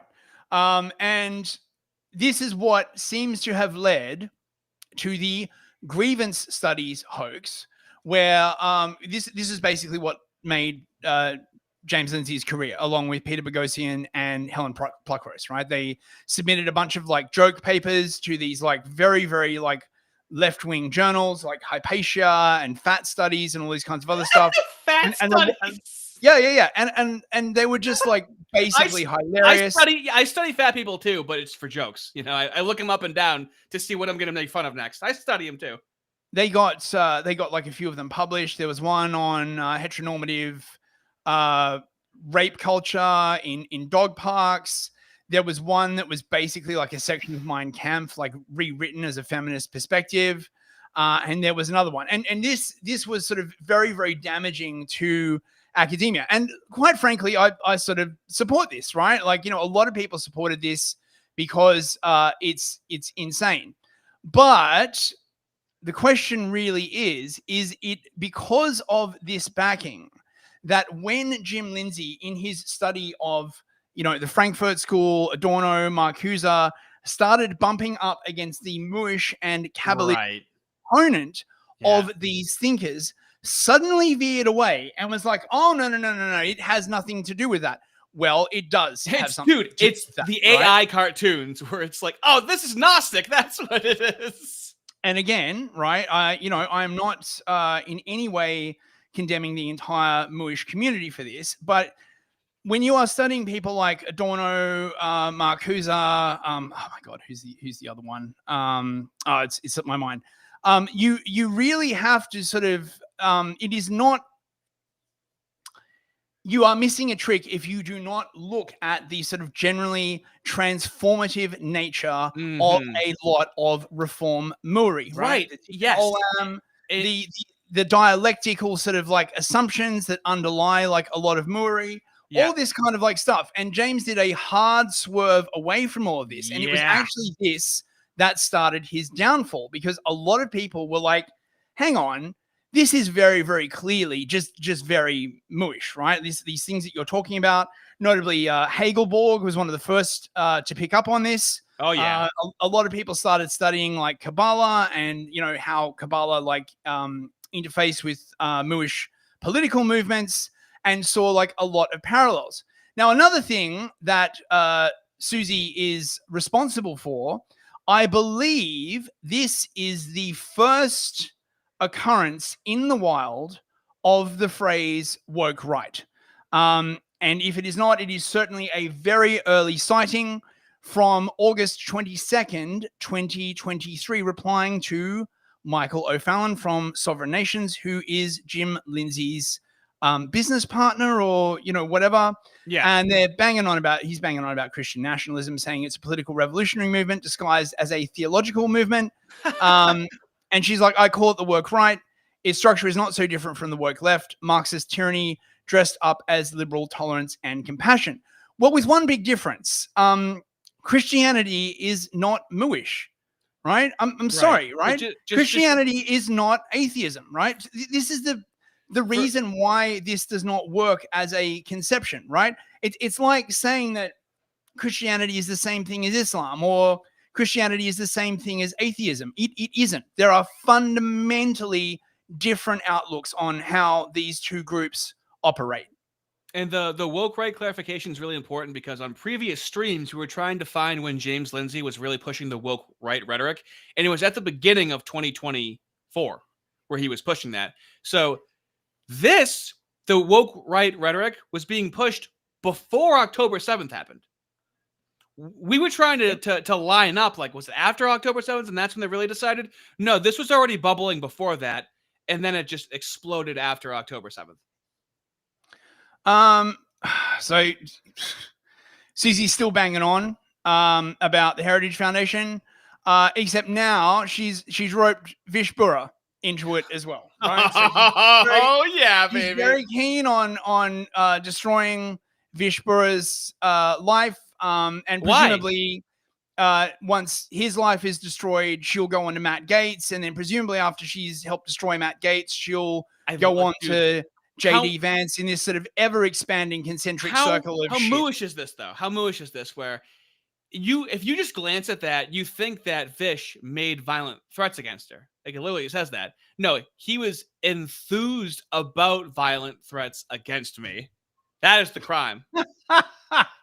So Mooish. Fucking hell, man. Like, they just keep shifting the goalposts, right? It's like, it's not, you don't make threats and you're like, oh yeah, but somebody else made a threat and you were, not sufficiently condemnatory. It's like, dude, fucking just, like, these speech laws, right, that these kind of people want are just so incredibly arbitrary, right? Like, what it winds up as is this small cabal that just will, like, decide what speech is and is not permitted, and have the ability to fucking deplatform people, destroy people's lives. It's not American. Small cabal. We got to get to Vish. $5 from Kev LW1C. That is cool, Vic. I've been watching his streams. I want to collab with him on some drama stuff with Andrew Wilson. Actually, yeah, I'm probably going to reach out to him for that. Go and follow him. Very solid streamer. And we seem to just agree about everything about Andrew Wilson from watching his stuff. And watch him for like a month now. Very impressed. A very good content creator. Okay, awesome. I would take that recommendation. And Waffle again. Oh my God. Nope. Everybody return them. Nope. Return them. This guy's crazy. Don't trust him. Okay. Everyone return those right now immediately. I refuse those. Just kidding. You're gonna do it again. That fucking guy. Thank you, Jack V6 for $2. Thank you, mate. Christian isn't Judeo. Pretty antiseptic of you. Hey, man, take it up with Jesus, right? Or St. Paul. All right, I didn't write it. Okay, I'm just supposed to, read the Bible. So Susie over here has quite a history, right, of funding things in the background. One would say she has a degree of power, and her legs lead right up to heaven. Trust me. So now what? So now where are we going? What the hell is this? She's like, oh, they will use you until you've outgrown your usefulness, and then they will discard you. That's you guys. Yeah, dude. Like, what the hell, man? Right? Like, what is you? Do you seriously think if Jim Lindsay turned around tomorrow, right, and said like, oh yeah, like, so actually I want to start like a 10-part series on like political Kabbalah, you would fucking nuke him from orbit?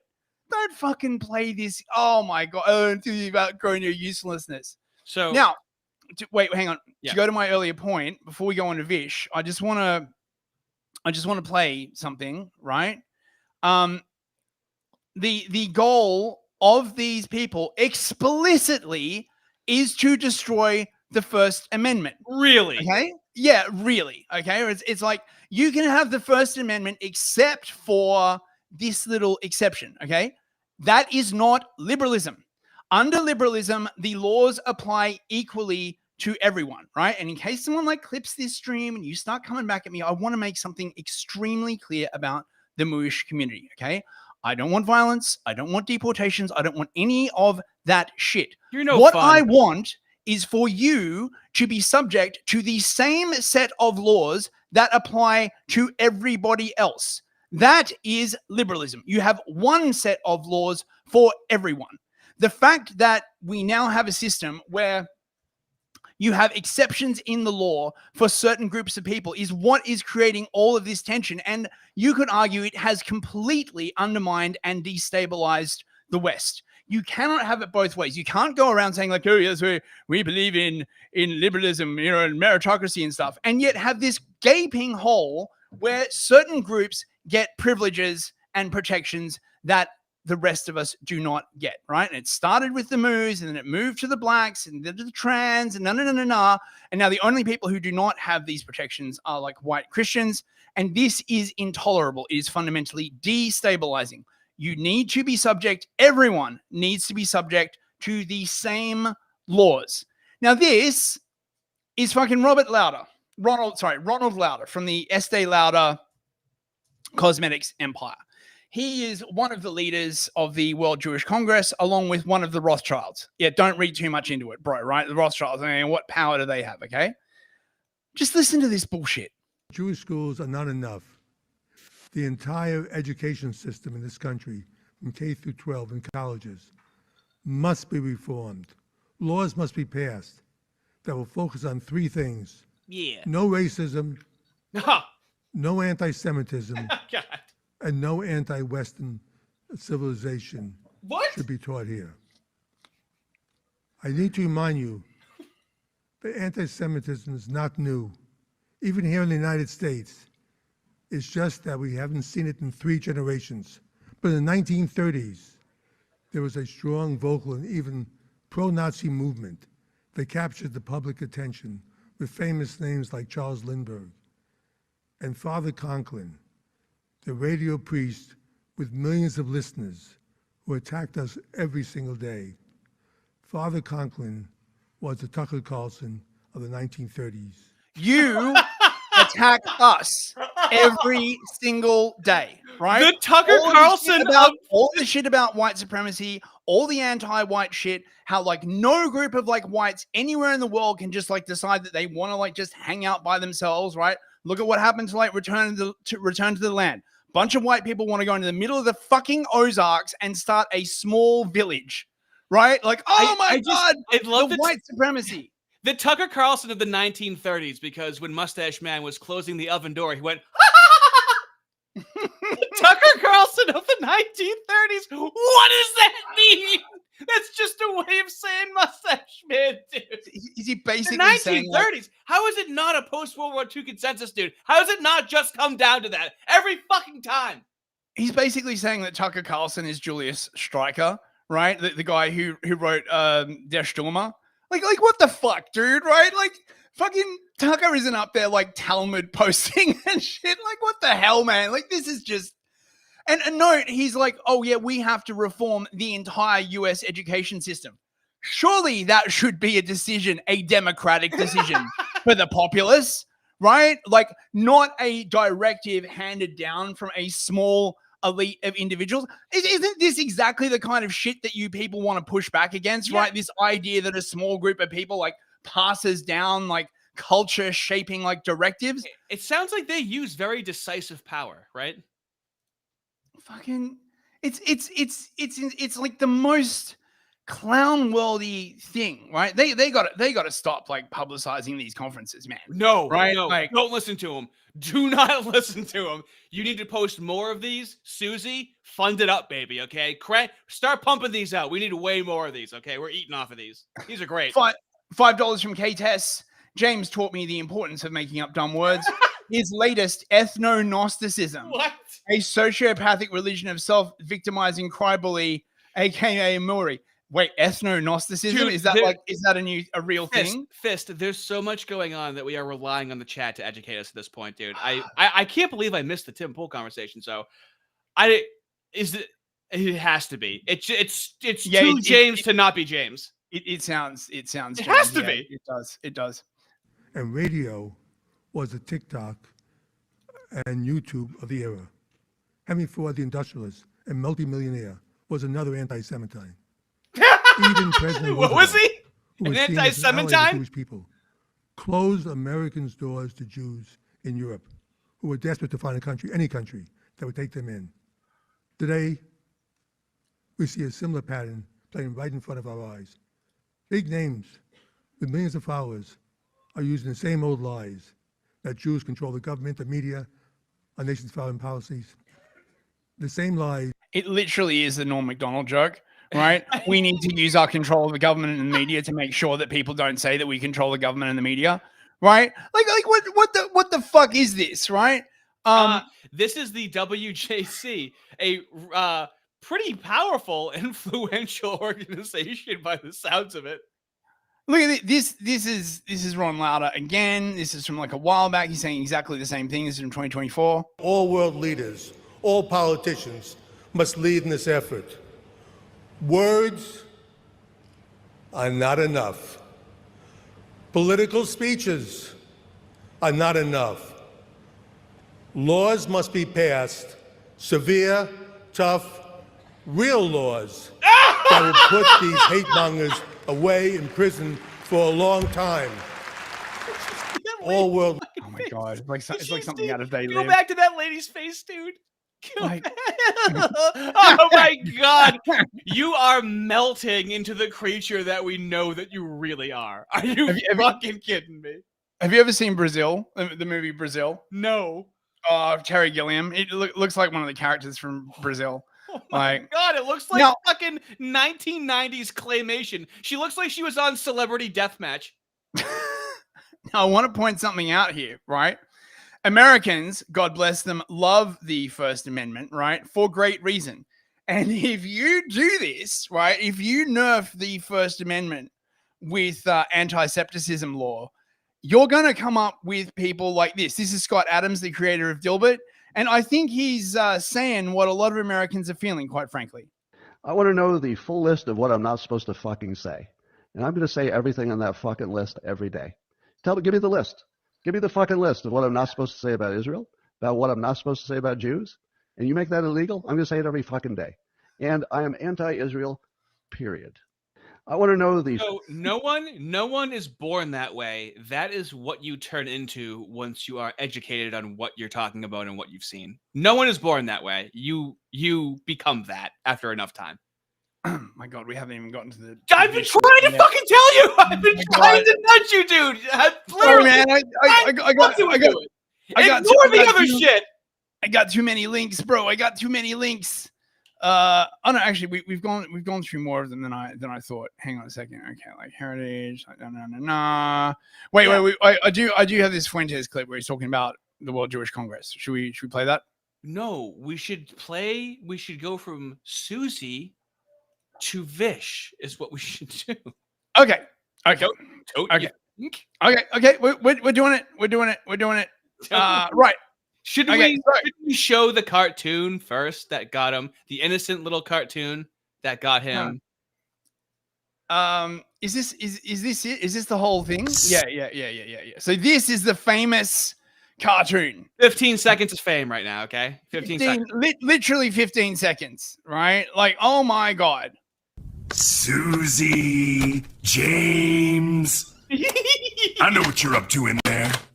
Open up. It's America first, America only, bitches. That was it.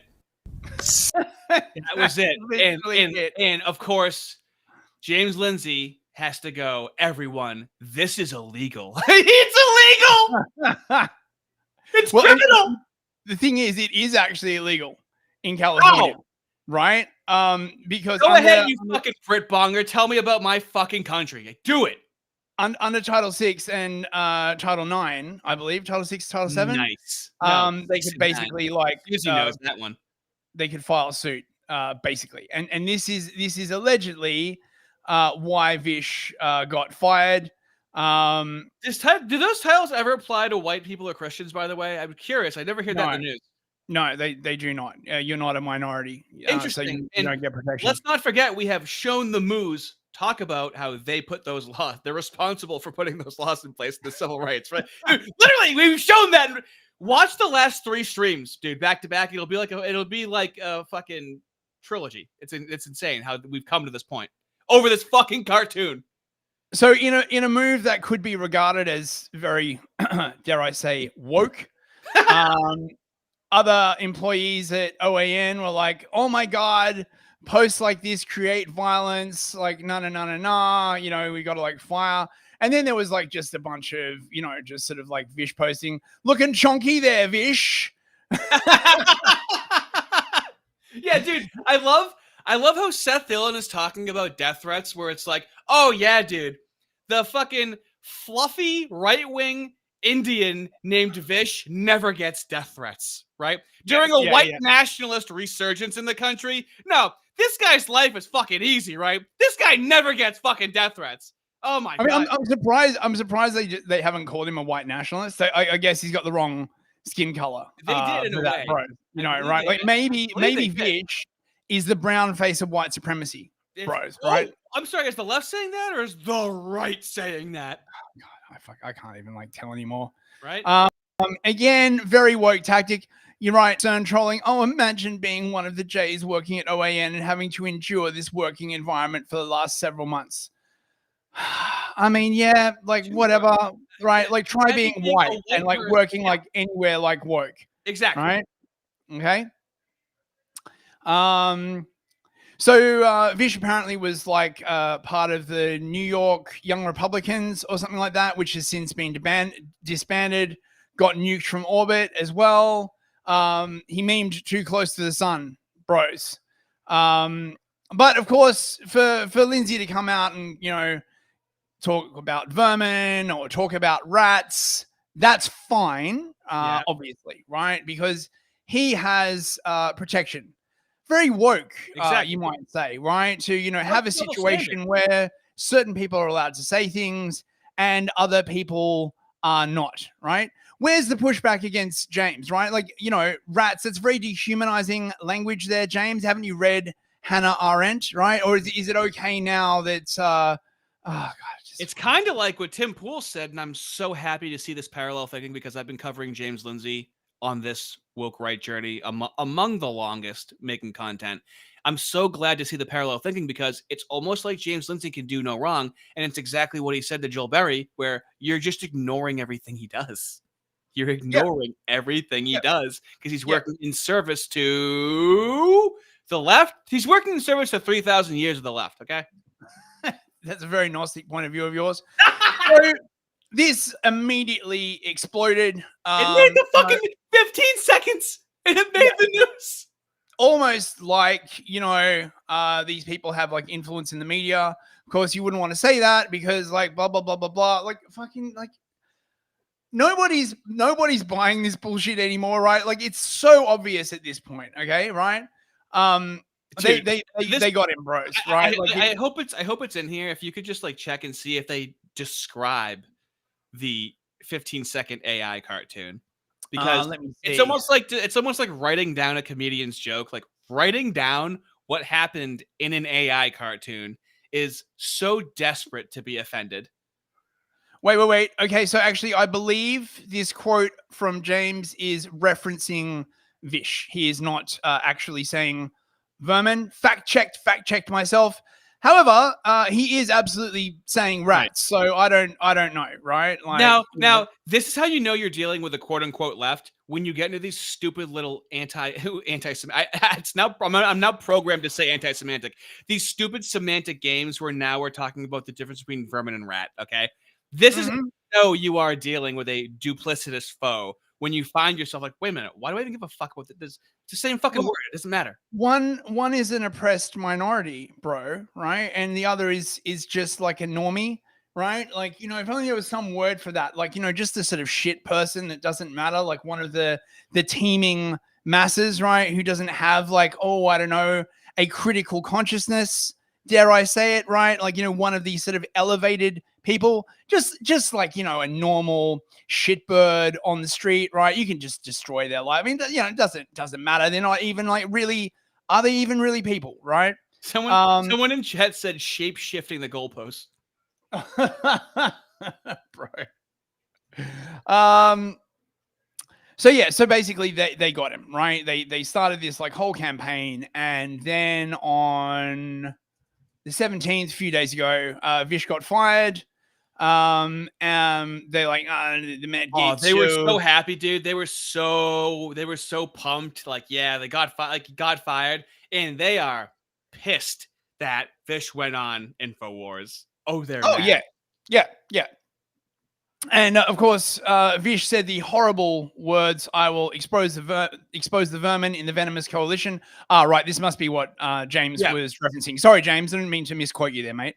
And their transgressions against MAGA, America First, and Kevin Roberts at the Heritage Foundation. He named her, bro.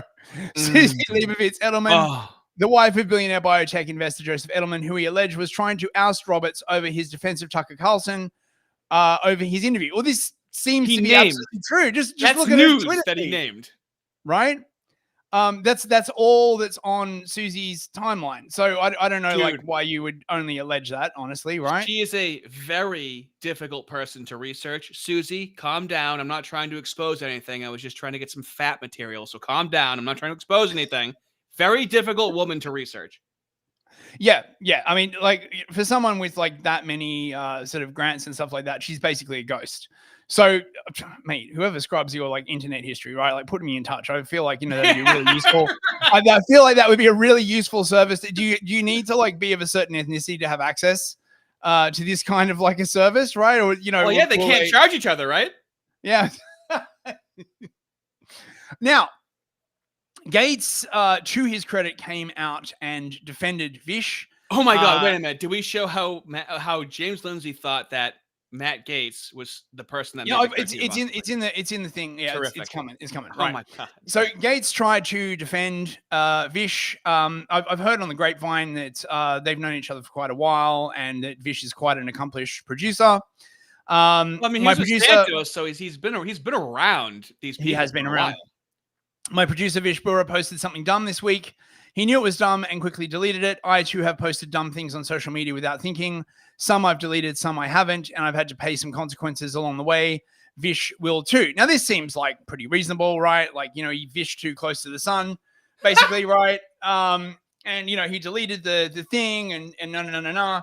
But I mean, but why even apologize in this climate, right? Like, if he did apologize, right, all they do is like keep trying to get him fired, right? Like, look what happened to Kevin Roberts. So Dude, apologizing. all I'm saying is, for Vish seems like a real one. For as like close as he is to like power and influence and whatnot, he really shows like the grit of like, I don't care. You're gonna cancel, whatever. I'm not bending the knee. Like, he has like the spirit that people need to. It takes a very certain kind of person that's willing to like post a cartoon and like not care. Like, the level he cares so much he doesn't care, if that makes sense. So, okay, so in a tactic that we've seen a billion times before, basically, you got a bunch of concern trolling from other people at OAN.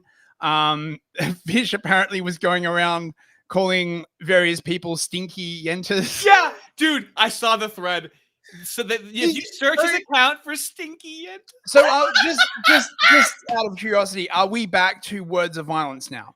They make it sound like yenta Right? is like, it describes an ethnicity. Like, that just means like a gossiping woman. I use yenta, but like, they make it sound racial, don't they? Yeah. So words of violence again. Okay, right. So that's great. You realize how woke that is, right? Right. You remember when like words were violence, right? And doing nothing was as bad as participating in persecution, and how everyone was like, this is a very, very bad like precedent to set. But they're all for it. Apparently, I guess the problem was who was getting targeted with it, not the tactic itself. Something that we're seeing a fucking lot of. And then they started going after George Santos because Vish apparently worked for George Santos at a certain point as well. I don't know too much about Santos. Quizats Chatterack has sent 5 gift memberships. Wow. A lot of people want to see how pathetic it was that I really wanted to have sex and didn't do it. Interesting. But Sniper Anon has come back. Dude, how that's... I can only imagine being Vish. That's kind of distressing that happened, and then just to see the guy that made the cartoon that you posted makes another one just having your back like almost immediately. That's gotta feel so good, dude. It's fucking funny. Check it out. Yeah, let's go. Come on, almost there.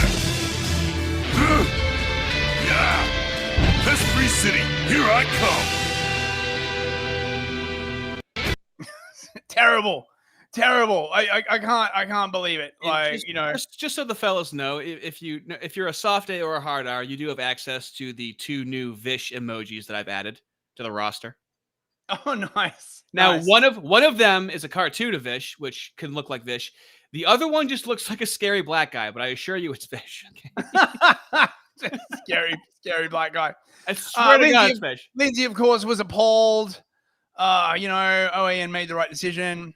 Then they started going after Matt Gaetz. Obviously, again, the ever-expanding concentric circles of shit. They don't just go after you. They go after like anyone you've known, right? Like your dog, your bank account, your ex-lover, like anyone. They doxed my dog. I mean, can we have some proportionality here, bros? You're really not helping. No, it has to be asymmetrical. And this is the issue that people have over and over again. And then eventually it got to the fucking independent. The independent. I can't fucking believe it. All right? because Sniper Anon couldn't resist to make a 15-second fucking thing. Dude, it's so ridiculous. Just like I need you guys to understand that we start scouting things for what's going to be on the stream, okay? This was overwhelmingly ridiculous. Everything happens. It's a blur. Yeah. I blacked out after this fucking happened, dude. Yeah, I saw this and I'm like, what the fuck? Like, so yeah, they just, it's all the same stuff. Oh my God, how terrible. The growing fracture within the American conservative movement. Yeah, who was it who started that beef, right? Like, they that's been exposed by Carlson's friendly interview with the Holocaust-denying Fuentes. Wasn't exposed. You started a civil war because these people started criticizing you, and you're like, we can't have these people in our coalition. They're evil and vile and racist. And you've made this point to me privately. I don't know how much you've made it publicly, but like they've overplayed their hand. Like Holocaust denial is illegal in 19 countries. So now when people hear that, it's almost like the Da Vinci Code. It's like verboten. They're like, "Ooh, what did he say? I can't say that in my country. What did he say?" They've made it so salacious that it's lost its like appeal to be offensive. Does that make sense? Yes. Well, the censorship has to be total. Yes. If it's only partial, then you get that. I think it's the Streisand effect, is what you're like referencing, right? Where the fact that it is forbidden makes it more salacious, right? You have to, you have to pre-bunk it, to use a phrase that was like common around COVID. And this is what Ronald Lauder is talking about. This is why we have to reform the entire education system and stuff like that. We have to get inside the children's soft, squishy brains and stop them from ever asking any, questions that might, inconvenience us in any way, shape, or form. King Solo Wings for $20. Thank you very much. Thank you, mate. Thank you. Hard R me goy slappy. Thank you. That was a very nice thing to say to us. I appreciate that. So they tie this whole thing again back to the Heritage Foundation, back to Kevin Roberts. And then they talk about Susie again. Wait, isn't it? Oh yeah, that's Stella. No, that's not Susie. Marianne. I know it's not Susie. Like. She never gets her picture posted.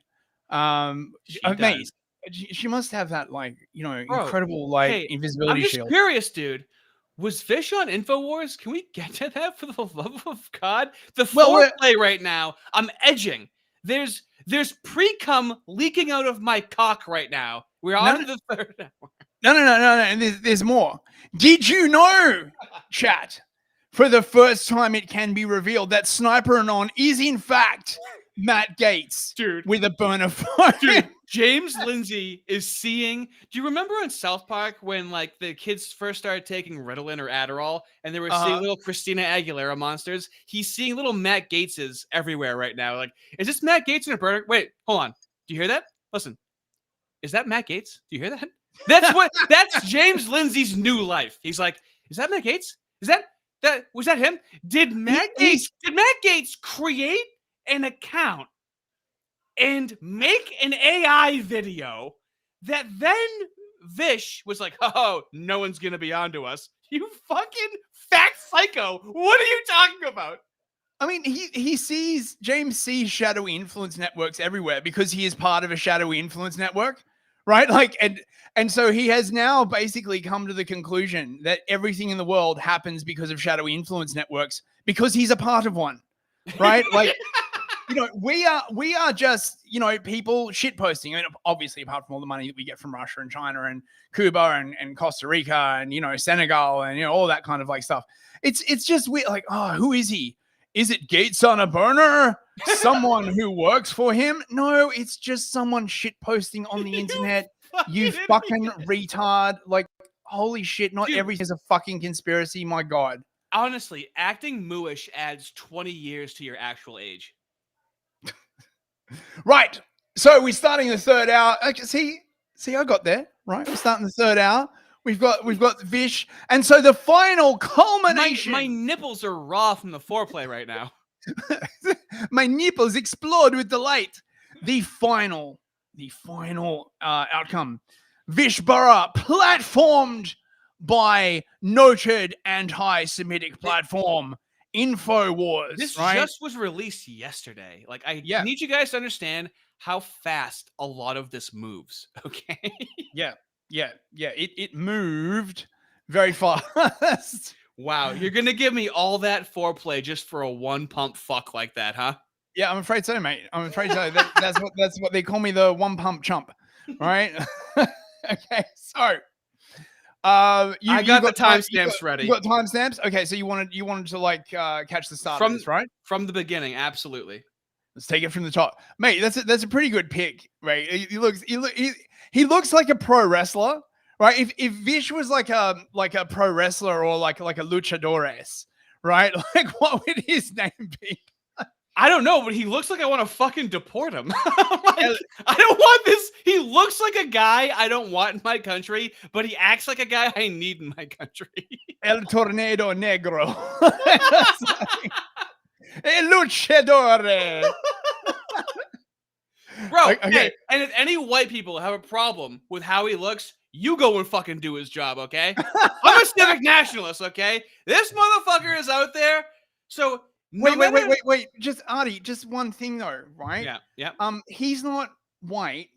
And are we allowed to root for him, right? Like, aren't we going to get like our 4chan passes like taken away, right? It's not very white nationalist of us, right? Like, obviously, right? Like, we have to be being like noted racist. Is that okay?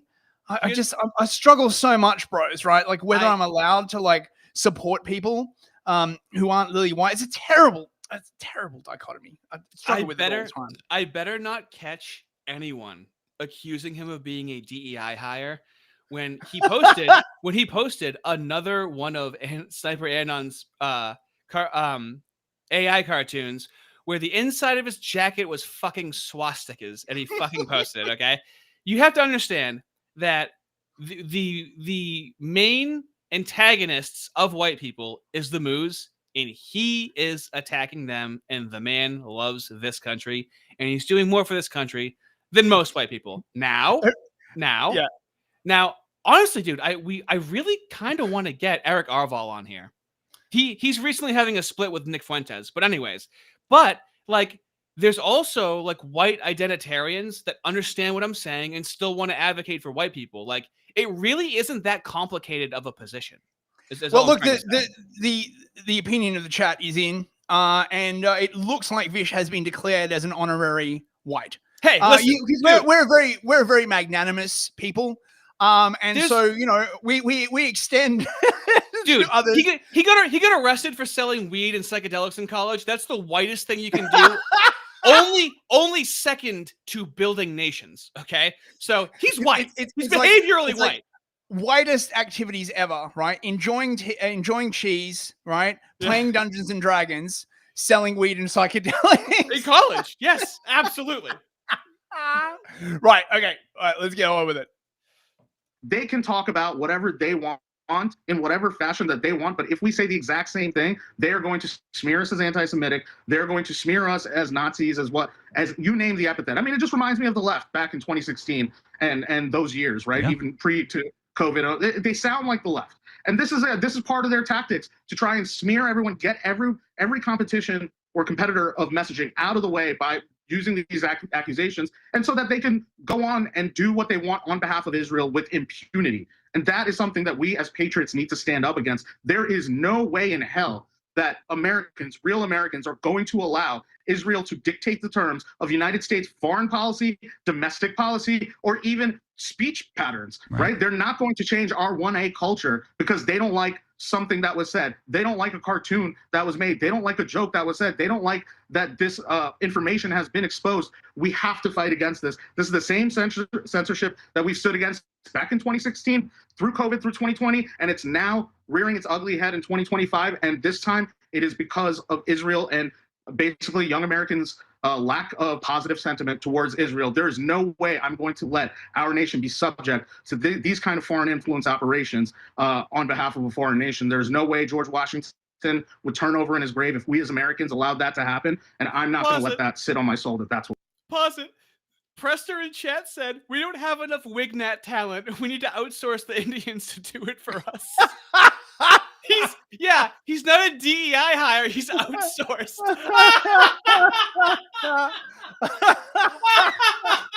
We may as well. We've outsourced like fucking everything else, bro. Holy shit, dude. Oh, K-Test for $5 since you know so much about the history, where can I find Fist spurging about Exolarchs for hours on end? Does he know about AJ Deos's finds? Here's the ritualistic plea. The plea that people want you so badly. Next week, right? I will be starting. Dad, you the always history say thing. Dad, you always say next week. Look, I got stuff. I got stuff going on next week. I feel like the kid in Liar Liar, where Jim Carrey at the beginning of the movie like keeps missing the kid's place. Like, yeah, next time. You always say next time, Dad, but I really want you to be there for my birthday. Okay. Look, follow me on Twitter at malinformedtv and harass him. Harass him. Harass me. Torches. No, it'll be happening. I've got like the sources and everything like that. I just gotta I gotta get it together. I really appreciate the interest, bros. Master Shake Wignet HB1 visas. Dude, he everything about Vish is perfect except for his name and how he looks. Okay, I'm sure he's aware of this. It's just too good that he's Indian. He could have been anything else and it wouldn't be nearly as funny. He just has the best identity possible for what he's doing.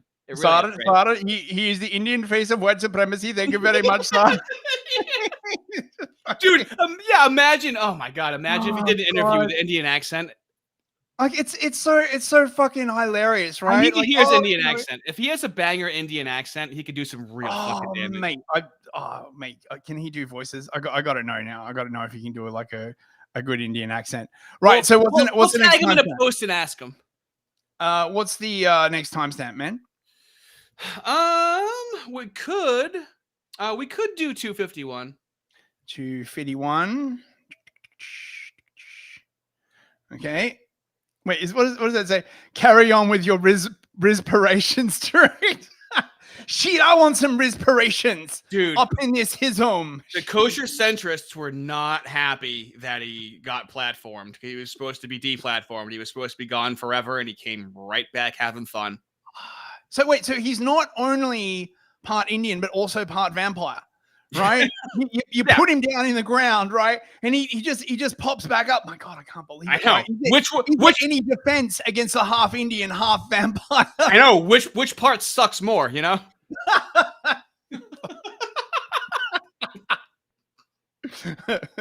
Saturday, I'm going to suck your blood, son. I'm sure he's being on the right and being a patriot of the country. I'm sure he's never been made fun of before for being Indian. Okay. Listen, thanks for having me on, man. I really appreciate the time. Well, it's my pleasure. And what happened, man? What happened? You were a producer for OANN. What happened, man? What'd you do? What went wrong? Well, you know what? Let me just start off by saying I want to thank the folks at One American News for the opportunity to work with them and produce that brand new show that I was brought on to produce with Matt Gaetz and the Matt Gaetz Show. And I'm really proud and honored and gracious for Matt Gaetz too to give me that opportunity to work with them on that show. And it's been making a major impact, especially in critical moments in the conversation we've been having over the past year, especially when it comes to Israel, the 12-day war, and the like. So I don't want to kind of relitigate or put any blame on OAN or Matt Gaetz. They've been nothing but wonderful to me, and they will continue to do that. But the reason that we're here today, why I was canceled, is really a singular focus on one thing that I did in about 24 hours prior to actually, putting up the post that would get me canceled, right? And so what I did was that I exposed a billionaire that was actually, my sources at the Heritage Foundation had informed me that Susie Leibowitz Edelman was the singular billionaire donor who was coordinating and leading the effort to coup Kevin Roberts at the Heritage Foundation. And so when this information came to me, and including her donor history and portfolio that included a hit squad like Media Matters, Hebrew Immigrant Aid Society, American Jewish Congress, and the like. Ooh, highest end Media Matters, man. How do you like that? Oh, Media Matters are scumbags. Holy fucking shit, man. We got a Vish Burra in the chat. Let's go. Let's go. Let's go. Good to see you, bro. I am attempting the broadest dissident right-wing coalition possible. Let's fucking go. It's like that 4chan meme where, like, right, we don't care what color you are as long as you're racist, you're like welcome with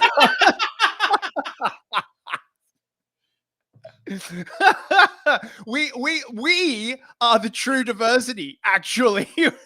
Well, usually when it's like a broad coalition, it's kind of like milk toast, right? But it's like broad coalition dissident right wing, right? Yeah, totally.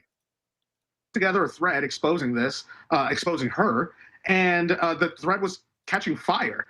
And the next morning after I posted that thread, I woke up to a fan-made cartoon, Sora cartoon that I didn't make. I didn't sit there working hard on a Sora prompt to generate this thing. Pause it real Fan quick. made it. I thought it was funny. One of the mainstream articles said that he made it. That's why he's saying that. Yeah, of course.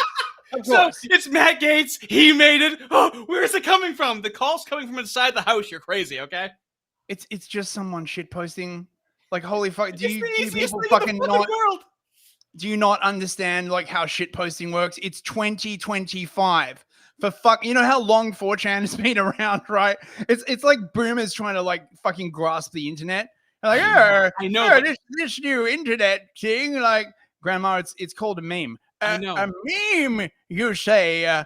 I don't get it. Is it supposed to be funny? Like, but X mainstreamed 4chan. That is what happened. There's a lot of people that fucking ain't ready for it. Yeah, it's crazy how that happened, man. Right? Like, total blackout painting. TBP. TBP.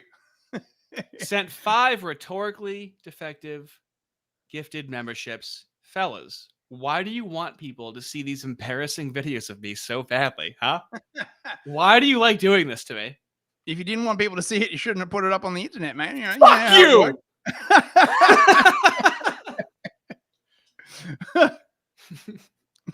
Keep her going. Basically captured the essence of me exposing this Zionist cabal, really, because the two people that were addressed in that video, in that cartoon, were Susie, as in Susie Leibowitz Edelman, and James, as in James Lindsay, someone who's not Jewish, but certainly a Zionist.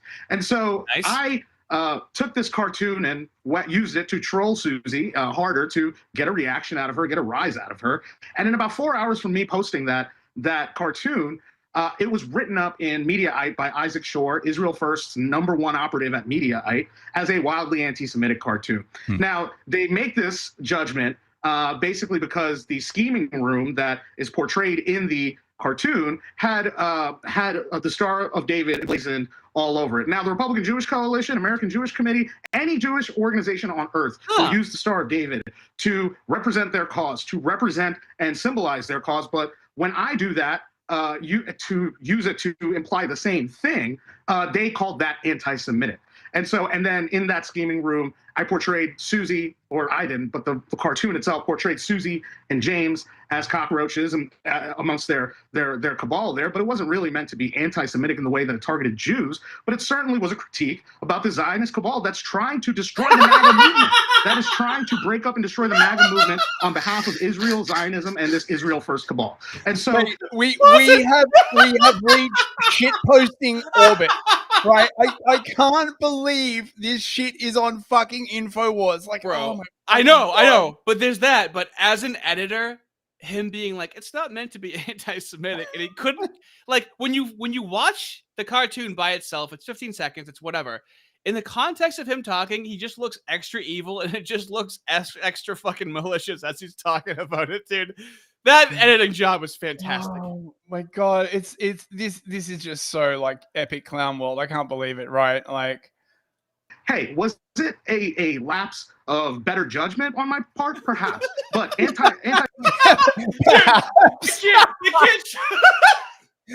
Look, I was drunk, right? I was drunk on Twitter. I saw this thing, right? I shot myself laughing. I was like, I'm gonna fucking like troll Edelson with this. I know, but it literally has the Star of David and it says scheming room.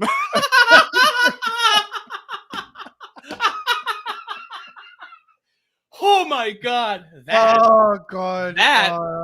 wasn't that funny until they made it into a giant news story. Now it's really funny. Yeah, like yet another example, right, of just literally proving. Look at his eyebrows. Look at how evil he looks, like a fucking pimp. Like, dude, it's getting crazier and crazier the more I look at it in this context. We've already seen this 20 times. Why is it all of a sudden really funny right now?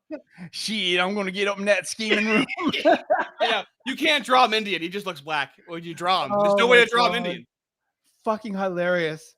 Semitic, or that I tried to target Jews, or that all these cockroaches are supposed to be Jews. That's nonsense, and I was smeared basically because I was focusing on exposing Susan Leibowitz Edelman as the main character behind the coup of Kevin Roberts at the Heritage Foundation. Wow. And I get it. I mean, we're showing the cartoon here. When light gets shined on cockroaches, they run away. I mean, I think that's pretty obvious what the sort of metaphor is here. It's not calling Jews insects. It's saying when you shine light on roaches, you flip the light on, they all scatter. It's a turn of phrase. It's a very common thing. And of course, you know, there's somewhere else where the Star of David is used, and that's on the flag of Israel. So if you're talking about a foreign nation interfering in American politics, I don't see how using the symbol of that nation means you hate all the people of the religion that nation, you know, claims to represent. But it's just another example of sort of the cancellation that's happening on the right, this MAGA civil war. And it's gotten so far. So now I guess that would be because Tucker interviewed Nick Fuentes, and then the Heritage Foundation didn't disavow that. Now you're being canceled because you exposed the person who, it's like, it's so far away from what the original crime was, if you can even call it that. It's the ever expanding concentric circles of shit, right? I want that phrase. I want to contribute that phrase to the world, because it's literally what it is, right? They just pick someone and then they just keep moving outward and just like destroy. Like I want you guys, so things have been really shitty in the world and whatnot. I need you to understand the level of parallel thinking that's happening now, because Fist will tell me things in private, and he was talking to me and I'm like, dude, I know that this Vish InfoWars thing just happened, but he's fucking saying the things that you're saying. Like the things are happening. We're hitting a singularity at this point, dude. There's a right-wing hive mind that's starting to happen, and it's pretty fucking sick. Oh my God, Master Shake. The hands that heal are also the hands that rub. Come on. Oh, fucking dude. Oh, holy shit. Right, that's fucking funny. Like I said, watch the streams in order and you'll understand that. The cancellation's out of control. I mean, this is doing serious damage to the Republican Party, Vish. I mean, this is not just sort of squabbling. I don't know how the Republican Party maintains any, you know, political power whatsoever Okay, we can if cover we are some being ground. torn down Pause it. by people who quite often... Go to 1530? 1530. Yeah. Oh my God. Let's see if we can get a cool pause face. There we go. Dude. when the nitrous hits. Get that guy out of my fucking country. Get that illegal out of my country, dude, okay? That guy, there's no way that guy's a patriot. And then he opens his mouth and I'm like, fuck, I'm so sorry.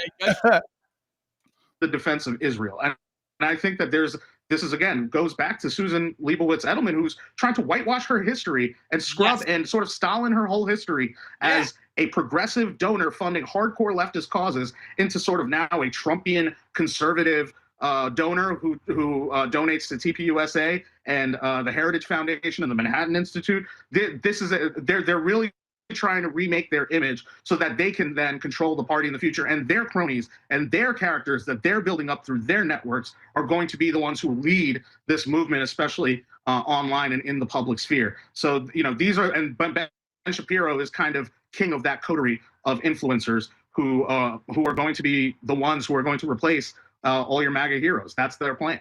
And it's not going to work. Even Breitbart now is writing articles about how the Bushes want to, you know, reclaim the Republican Party. And it's like that time is over, y'all. I mean, if you go back to the Bush era Republican Party, you're just not going to win anymore, and people are going to go elsewhere. So it really seems like a suicide pact to go down this way. You know, Candace Owens, Nick Fuentes, we have a bit more viewers than Ben Shapiro does. He's not leading anybody anywhere. And of course, their attempt to cancel Tucker Carlson, of all people, it's like you couldn't pick a worse target. Everybody loves Tucker Carlson, knows he's like pro-America. To try to frame him as Tucker Carlson, it shows the desperation, the outrageous and sort of absurd nature of a lot of these claims. And it sort of goes on and on. This has been the shadow war of Trump's second administration the entire time, from the Signalgate scandal and the attempt to start the war with Iran. I mean, there's been this shadow warfare behind the scenes. I just sent you a picture in Telegram. So I have a friend who doesn't even watch the stream who just sent me this picture, okay? Now, I don't know if you guys have this where you live, but there's an organization called Jew Belong instead of You Belong, okay? Yeah, I can't believe like some of the stuff I saw this thing on 4chan that was like Ukraine, right? And it's one of those things where like if you said that, right, that would be highly antiseptic. But when they say it like it's fine, right? Like, yeah, you don't have to be a moo to protect moos. I'm just sitting here innocently trying to have a live stream, okay, with my co-host and chat and having a good time with the fellas. This is just being out and about in Boston right now. A giant fucking billboard. It's like, on one hand, they're like such a small percentage of the population, but like, come on. Like, well, but this happened since October 7th. Fella, it's been 2 years. You still fucking doing this? No, well, it's our interests to your interests, right? Like they do this. Oh yeah, like with literally everything, right? Like, you know, it's this way of like they say like they are the defenders of democracy. They're not the defenders of democracy. No small organized group can be a defender of democracy. By definition, democracy is supposed to be a mass decisionist movement. In democracy, the numbers matter. So in a democracy, if it's an 80% white country or 90% white country, you're going to have white supremacy because the whites are going to vote for #just white things. It's, oh my God. Yeah. We didn't look up the definition of anti-Semitism, but one of the things is accusing them of dual loyalty is anti-Semitic. So if you want to know exactly what they're doing, look at the list of what's anti-Semitic to call them, and that's exactly what they're fucking doing. I mean, for fuck's sake, speaking of dual loyalty, I think this comes up later in the stream, actually, yes. right? Yeah, that's going to be at the end. Famous Israeli spy is like, oh yeah, we blackmailed like America with nuclear weapons. Like, I mean, okay. What's the timestamp at? 1722. Perfect. Let her play. Of the pro-Israeli faction desperately trying to destroy the lives of anybody who stands up against them. And it's really kind of brutal. And then we have the story from today. It was revealed that Ambassador Huckabee held meetings with Jonathan Pollard, who's an ex-spy, who talks about threatening America with nukes. And I mean, it's just a criminal. Like, he's just a terrible person that when he was caught in the 80s, it was this giant scandal. Mike Huckabee's meeting with him in secret. And it's this type of stuff that we're like, why are we putting up with this? We're America. We just want America first. We're sick of being, you know, at the beck and call of this little pointless country in the Middle East. It's infuriating. And that's not an anti-Semitic thing to say. It's a pro-American thing to say. Can you help sort of delineate the claim of anti-Semitism versus pro-Americanism? Well, look, first of all, it's simple in just that example that you point out where Ambassador Huckabee is hosting Jonathan Pollard in the U.S. Embassy. I don't care what color, what religion, what race Jonathan Pollard is. He is a traitor. Perfect. He is a traitor to the United States, right? Perfect. And the fact is that we're hosting him. Why? What is the benefit there? What is the pretense? The only benefit there is that it is in service of the nation of Israel, right? And that didn't Trump fucking pardon him as well? I believe they bring that up. Maybe. For fuck's sake, mate. Netanyahu is a big fan of Mr. Pollard, and if he's a fan, well then, you know, Mike Huckabee is going to be a fan of him too and host him. I don't know why he kept that off his calendar, because probably he knew and understood the implications of people knowing that this guy was hosted in the U.S. Embassy after he was a traitor to the United States. And look, this is the problem that we're trying to address now, is that any criticism of Israel, any criticism of these people who are traitors to the nation, like Jonathan Pollard, who happens to be Jewish, who said that every Jew has some kind of dual loyalty in him. That is an anti-Semitic remark out of him. And he's Jewish, right? Or at least considered anti-Semitic, right? Right. If you're accusing people of dual loyalty because of you know, them being Jewish, and that they have some loyalty to Israel. And so if they're saying it themselves, but if I simply repeat it, or I just copy exactly what they say and throw it back out there, they're calling that anti-Semitic. We've had this Harrison, what this is with the left for so long, where if I say it, it's with the N-word. It's so what we can do, we can time travel right now, and we can skip ahead to 44:45, and then we'll just go back in time, because this just connects perfectly with what he's talking about right now. 44, 45, and, right? And there he is. This is the Pollard video, right? Yeah, and then we'll just go back in time. America and Israel, and then Mike Huckabee is meeting with him in secret. This is the guy Mike Huckabee met with, and I'll get Vish Burra's comments quickly on the other side. But here's a video of Jonathan Pollard talking about threatening America with nukes. Let's watch. Admit this. We are now feeding our enemy. I mean, this has never happened in history before, and you have to ask why. And I don't want to hear this business that it's consistent with Jewish morality. It isn't.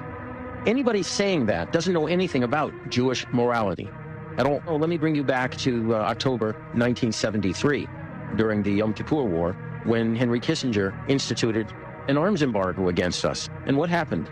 What happened was An A4 Skyhawk was parked at Tel North Air Base with some interesting weapons under its wings.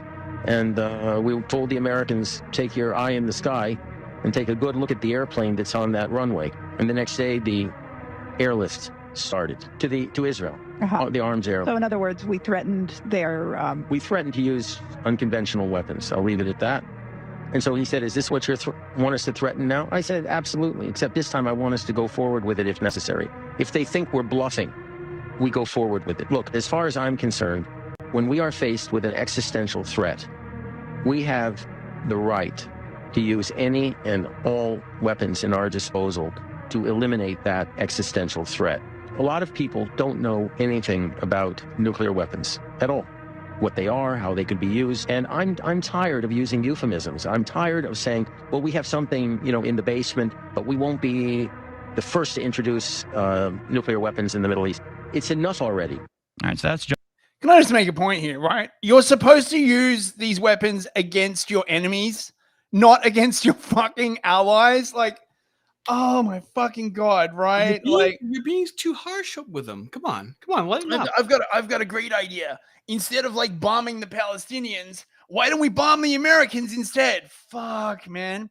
Caesar the Great for $5. The people who go to the Eyes Wide Shut parties want to tell you who the bad guys are and what you should care about. Thanks classic. very much, mate. Absolutely classic. Right. Are we going back? What's the timestamp? You can let this go a little bit. Okay. Jonathan Pollard, spy who gave thousands of pages of military secrets to Israel in the 80s, was convicted. People resigned over it, and Trump let him out, and now Mike Huckabee's meeting with him. This is the type of stuff that it's like, this guy is our enemy, man. He's threatening nuclear weapons to get America to do what he wants, and yet Mike Huckabee's meeting with him. This is the stuff I find intolerable, Vish.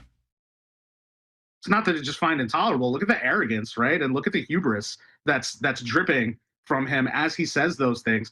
And maybe Mr. Pollard needs to be reminded, between the United States and Israel, only one of those nations has actually successfully dropped a nuke on anybody. So he needs to be careful about who he's talking about. But for the matter is look, these guys are dripping with contempt, and they think that they're entitled, to whatever they're asking for from America. And if they don't get it, they're willing to, basically create a nuclear holocaust of their own to get what they want. And so if that's the mentality driving Mr. Pollard there, and who knows, maybe it's the mentality that's driving Bibi Netanyahu and other leaders in Israel who have the power to maybe either make or influence that decision. If that's what's driving them, they're going to have a very, very long and tough road ahead trying to convince Americans of the future to get on board with them with some kind of I'm friendship sorry. or I'm sorry. alliance. Are they literally rubbing elbows with each other for some fucking? Are you fucking with me right now? Are you fucking kidding me, dude? Next, they're going to be actually sucking each other's dicks. Why are they rubbing elbows with each other? So listen, for the last half an hour, I've got some stuff on where this is all going. How much more of the Vish interview do you want to do? we can peruse. Just go to 2453. Okay, 24. We can go. Hang on, 2453. Yeah, we can go a little late. Okay. For revealing the truth about who is weaponizing cancel culture on the right these days. It's that classic quote, first they came for Nick Fuentes, and I didn't speak up because somebody told me he was a gay fed. And then they came for Tucker Carlson for interviewing Nick Fuentes, and I didn't speak up because somebody told me he was funded by Qatar. Then they came for Kevin Roberts, who's the head of the Heritage Foundation, because he wouldn't condemn Tucker Carlson for interviewing Nick Fuentes. It's almost like the house that Jack built. It's like it's so far from anything making any sense. It's like we're canceling people for refusing to cancel people, but you're saying that we're the woke right. It's all convoluted and nonsensical. Tends to happen. Convinced. Yeah. I am convinced to take in what's happening and to be able to talk about it, you have to have a fucking sense of humor. I just thought Harrison Smith was hilarious for fucking saying that. Yeah. 2646. Okay, 2646. Ah, come on. All right, there we go. Our conversation, our body politic here in America is because really the memory of America amongst the existing generations goes back to World War II, right? Like that, most of the boomers, that's their great myth is World War II and defeating the Nazis and saving the Jews from the Holocaust. And that's fine. When they came up, that, that was the mission. It all worked out for them. Home values were going up. Stock market was going up. Okay, if we got to ship a couple billion to Israel every year to keep them okay, that's fine because everything looks good for me. So I think that was basically the sentiment for post-World War II. And that was all fine until everything crashed. Now this is 80 years after the end of the war, essentially. And it's completely new generations, completely new economic situation. The internet changed everything a couple times over in the last 2 decades. So we have new problems that we need to address, and that might include, rethinking our deal with Israel as Americans, right? And I think that Israel does not want to move away from the deal that they've been used to since its existence, right? And so I think that the younger generation wants a new deal, and they're clamoring for it, and Israel doesn't want to give up that new deal, and the boomers want to help keep Israel propped up for as long as they can. And then on the other side of that, really, Harrison, that I think a lot of people don't give enough credence to is that I think the Jewish people globally, they're actually really diverse, right? They come from a lot of different backgrounds, a lot of different national backgrounds, et cetera. There's Sephardic Jews, Mizrahi Jews, Ashkenazi, et cetera. But the thing that really, I think, unifies them today more than anything else is the sort of mythos of the Holocaust, right? And that is actually what keeps them together, this sort of universal victimhood narrative that allows them to be unified with each other because of this great wrong that was done to them. But the thing is that no longer has the currency that it did in the immediacy of the end of World War II. This is, again, we're almost a century after now. Most people do not remember it. Most people aren't beholden to that memory or that myth, and they don't want to be, right? I am trying to treat Israel as just any other country, whether that's Iran or that's something in South America, India. My parents are from India. I never talk about India because, quite frankly, I don't care, right? I don't care about all these old world nations. This is America. I'm an American. The whole point of being an American is to leave your old world stuff in the old world, right? All your caste system, all your tribal, differences, et cetera, that's supposed to stay there. But the fact is that now those tribal blood feuds are being imported en masse into America, and that's on both sides. And Americans don't want either part of it. They don't want either side of it anymore. And especially because it leads to so many people overseas hating Americans because we can't keep our nose out of other people's business. And so it's an American position. Yeah. Just a great fucking unifier. Just a great unifier. Yeah. Yeah. Well fucking said. Yeah. Says it so fucking concisely. I would say 35-50. Okay. Someone just said he's brown, but he's right. Dude, I fucking love our chat so much, dude. I fucking love our chat so much. Rightest brown man in existence. Even in the worst situations, like nobody wants to say that, yeah, my country that I support, or my favorite country that I support is committing a genocide. Nobody wants to admit that, but reality is reality. And especially today, Harrison, it's very hard today to be able to hide the things that you're doing. Everything is happening in real time, whether that's social, pause it for a second. Idea of this genocide. So he makes a really important distinction here, where there's people that are patriots of the United States that criticize the country. These people do not criticize Israel at all whatsoever. That is the delineation. That's why people talk about Israel so much. And that's why, that's how you become a lol cow. You're like, you can't criticize this thing, and we all notice it. So go ahead. I mean, it's actually kind of funny, right? Like there are actually a lot of Jews who criticize Israel, right? Yes, right. But in this way, the Zionists. But they're servants, people like James, right? Like they don't criticize it at all. It's freaking crazy. Like they're more, in some ways, they're more loyal than the Zionists are. It's so bizarre. The first ever to be live streamed, probably, right? And so when people see this, and they in their heart, you can't lie to them and tell them that what you're seeing, don't believe your lying eyes. What you're seeing is not real. And so a lot of people are not going to go along with that, and they're going to ask tough questions. And the fact of the matter is nobody wants to answer the tough questions. Israel doesn't want to answer the tough questions. These Israel First supporters don't want to answer the tough questions. And their favorite tactic when they don't want to answer tough questions is calling people anti-Semites and Nazis. And you know what? That itself is Nazi behavior, right? That literally is, to smear people in such a manner, to disregard their to disregard their opinions just because you don't feel like answering. And to put a really fine point on that, it's not just that they're behaving like Nazis and that this is creating like an anti-Semitism and it's rising, but eventually people are going to tune out to it in a way that's really going to be problematic. Right. For and this is kind of, but for people this who is kind want of what to you've been saying. diffuse the situation, I can't talk any. This is kind of what you've been saying, where like the same tactics aren't working. So what are they going to do? Yeah, right. Yeah, but not only that, right? Like they're becoming counterproductive, right? Like they're actually having the opposite of the intended effect. And again, historically, you can see this, right? These tactics work right up until the point that they don't. Actually, this provides a great lead-in to the next segment. Perfect. So we can end it here. And someone in the chat just said, "This guy can shit in the street all he wants, as far as I'm concerned." God, he can have his own shitting boulevard. Oh man, fellas in the chat, very impressed. Very impressed. So where's this gonna go? Bros, Here we right? go. Fuck yeah. Clearly, the usual tactics are not working, right? People are listening to Nicholas Fuentes. We don't know why. They tell you why, right? Everybody knows why. Just like listen to his show, right? But of course, they don't actually give a fuck about the grievances of these people. What they care about is getting them to shut up. So a new brand of influencer has appeared, bros, right? Last week, didn't we cover the lady that was lecturing Groyper? Yeah. Well, there's more of that shit. Right? I'm telling you, dude, fellas, these streams are linear. It's crazy. Right? You naughty Groypers.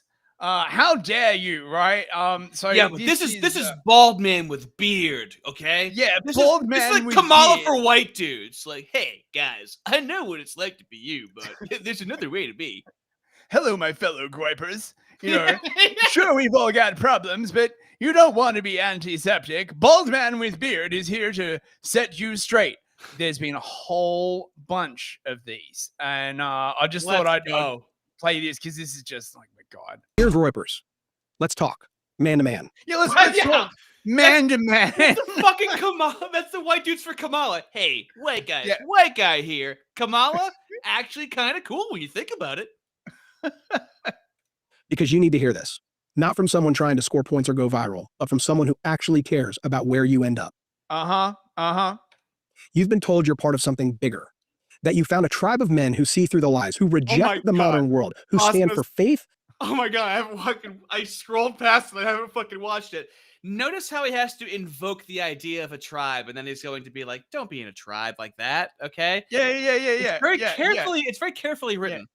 No, they're like you think you found a movement that's gonna like help you, but actually they're just gonna betray you, right? Like, what am I in 5th grade? And he goes, "I know that those kids over there smoking look really cool, but you don't want to go down that road." But you don't want to get lung cancer, do you? Smoking is not cool, kids. Dude, fucking Seth Dillon actually I cut it out. Compared this to cancer in his fucking speech at the whatever international Mooish convention. Do you think the fact that he's like racially ambiguous is like deliberate? Right? He's like, yeah. I want his hair to grow out and see how curly it is. Bald man with beard. He's not white. He's not brown. He's somewhere in between. Someone we can all relate to, kids. He's Captain Faggot. Truth and order. That's the pitch, right? That's what pulled you in. But here's the truth. You're being lied to. You're being used by a group of men who don't want to build anything. They just want to destroy. You've mistaken anger for conviction, cynicism for intelligence, and isolation for strength. But the men leading this so-called movement, your influencers, your online philosophers, they aren't building homes. They aren't building communities. And they certainly aren't building families. How the fuck why is that? How the fuck do you expect them to fucking do it? Yeah, because, mate, the economy's doing so well, right? You can just go out there, like, build a home, start a family, right? Like what's wrong with you, Groypers, right? Oh my God, this is so fucking tone deaf. They mock the very thing that built civilization, the nuclear family, and they do it under the banner of faith. They preach about masculinity, but don't protect, provide, or commit. They'll talk about virtue, then degrade women. They'll call for tradition, but their lives look nothing. Bro, have you seen women recently? like, yeah, I mean, like you won't protect, right? Like the tattooed skank with like a million piercings, right? Who's like, been riding like the black carousel. Like, what's wrong with you, bro? Oh my god! Like their traditions they claim to defend. Someone in the chat called him Gay John Travolta, and then someone said Gay John Travolta is redundant. Peak. Very nice. Faith isn't something you tweet about. It's something you live. And living it means walking humbly before God, honoring women as partners, raising children in truth, and serving something greater than yourself. That's what men of faith do. That's what builders do. But your leaders, they're phony. Why are you... This is so much like an 80s anti-drug commercial. I know. Right? And like it's so like, hey kids, those people think it's cool if you smoke crack. But actually, and the thing is, right, remember the reaction that these commercials actually had on the population? They just made shit like worse. This is so tone deaf, mate. My God. Well, yeah, so it's tone deaf, but from a sales perspective, you're supposed to address the concerns and overcome objections in what you're saying. He's going right to trying to sell you on something. He's not taking the time to actually address the actual needs, because it's not this is him collecting a check. They're like, hey, can you make some propaganda? And he's like, yeah. It's not meant to be effective, right? Is it or is he really trying to be effective? I can't tell. That's how bad it is. Well, no. I think this is because they can't address the grievances. Because the grievances themselves, right, are like caught up in stuff like fiat usury, right? And like financialization of the banking system, and the fact that like some insane amount of the American economy now is just people moving numbers around. Right. So, all the young men who would be like building airplanes or like making inventions or whatever, all of the brightest people, they get hired to just move numbers around, right? The gamble, basically, right? Like it's fucking insane. Like, why isn't anyone not building anything? What if we have some sort of like AI Freaky Friday, okay, where we put Vish's brain in his body, okay? What if we do that? What if we AI have Vish's voice coming out of this guy, okay? And saying all the things coming out of still bald, still beard, okay? But what would that look like, right? Hello, fellow white supremacists. I am racially ambiguous bald man with beard. That would be actually hilarious if Let's sit down and have a heart-to-heart. I know you don't have a father figure because of the economic situation and feminism and the broken family. But for 4 minutes, I'm willing to be your substitute father figure and set you straight on why you shouldn't be angry about the conditions that surround you, right? So lock your windows, ignore the nigs shooting each other outside, go to Klarna and put a 3-month loan on a burrito, and really, really listen. he's more of the substitute preacher right now, you know? Oh my God. Allowing this.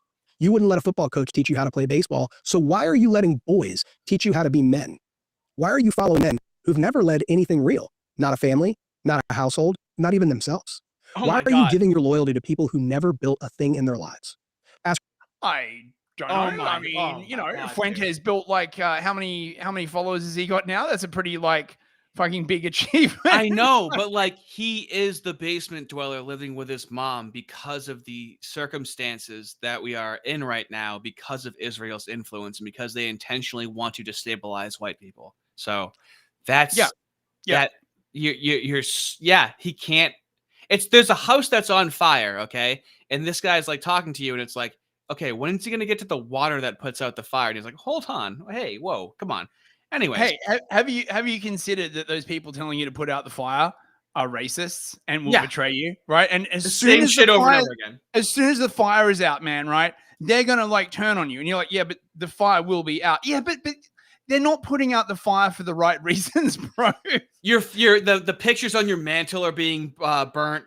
All of it. You're watching all of these personal things get burnt down as this fucking asshole's lecturing you. K-Test for $5. Thank you, mate. Orthodox Bros, do you think it's weird that America just happens to have a woman holding a chalice standing on the water in a multi-culti seven-hilled city? I'm not sure what that means. Do you mean like the Statue of Liberty or? I would assume so. Well, no, it's a torch though, isn't it? I don't know. That's very interesting. Right, Interesting. let's get on, bros. Right, racially ambiguous bald man with beard he's gonna lay it down for you, bros. Ask yourself this: what's the succession plan for your movement? What happens in 20 years when the men you follow have no sons, no daughters, no legacy, no family dinners, no Sunday morning spent teaching their kids to pray? That's already happening, you faggot. I know. Right? Like, we are below replacement rate in births. That is already happening, right? What are you going to do when, like, you follow these people and the birth rate drops below replacement? You mean like what we literally have now? Oh, fuck. We're following the people that are going through that, and we're also going through that, and we want things to change so we can do that. Like, really think about this for a second. Now, think about how many women there are in the country, okay? Now, let's say half of them are on the left. It's more than half of the women are on the left, right? Oh, yeah. Right. Let's say it's 70%. So let's say out of all those women, then you have 30% that are on the right. Then they also have to not be kosher centrists, okay? They can't be like Abby Libby and these annoying women that are on X, okay? Then, once they're not kosher centrist, then they have to think racism and anti-Semitism are not only funny, but the way to go. How the supply does not meet the demand. No. Look, there's a deeper issue. There's a much deeper issue. The deeper issue is feminism. Okay, the issue is that women generally as a whole now, modern women, right, do not think that they should take direction from men, right? They think it is literally evil, number one. And number two, male sexuality is now just demonized, right? Particularly like white male sexuality. Like, it's okay to be like black and be like, oh shit, I'll be up in the wood fucking them hoes. Like, no, right? But white male sexuality is just completely demonized, okay? So if you find a woman and you're like, oh, yeah, right. Like, you want to exert any kind of authority. Oh, no, you can't do that. You want to like fuck her. Oh, no, like that's like it's and even to the women who don't say that consciously, subconsciously, it has filtered into everything, right? Like, it has just become like the normal state of so many women. It's possible. You can find good women. I think. I don't know, man. Right? Like, it very much depends on your location. Jace VD6 for $8.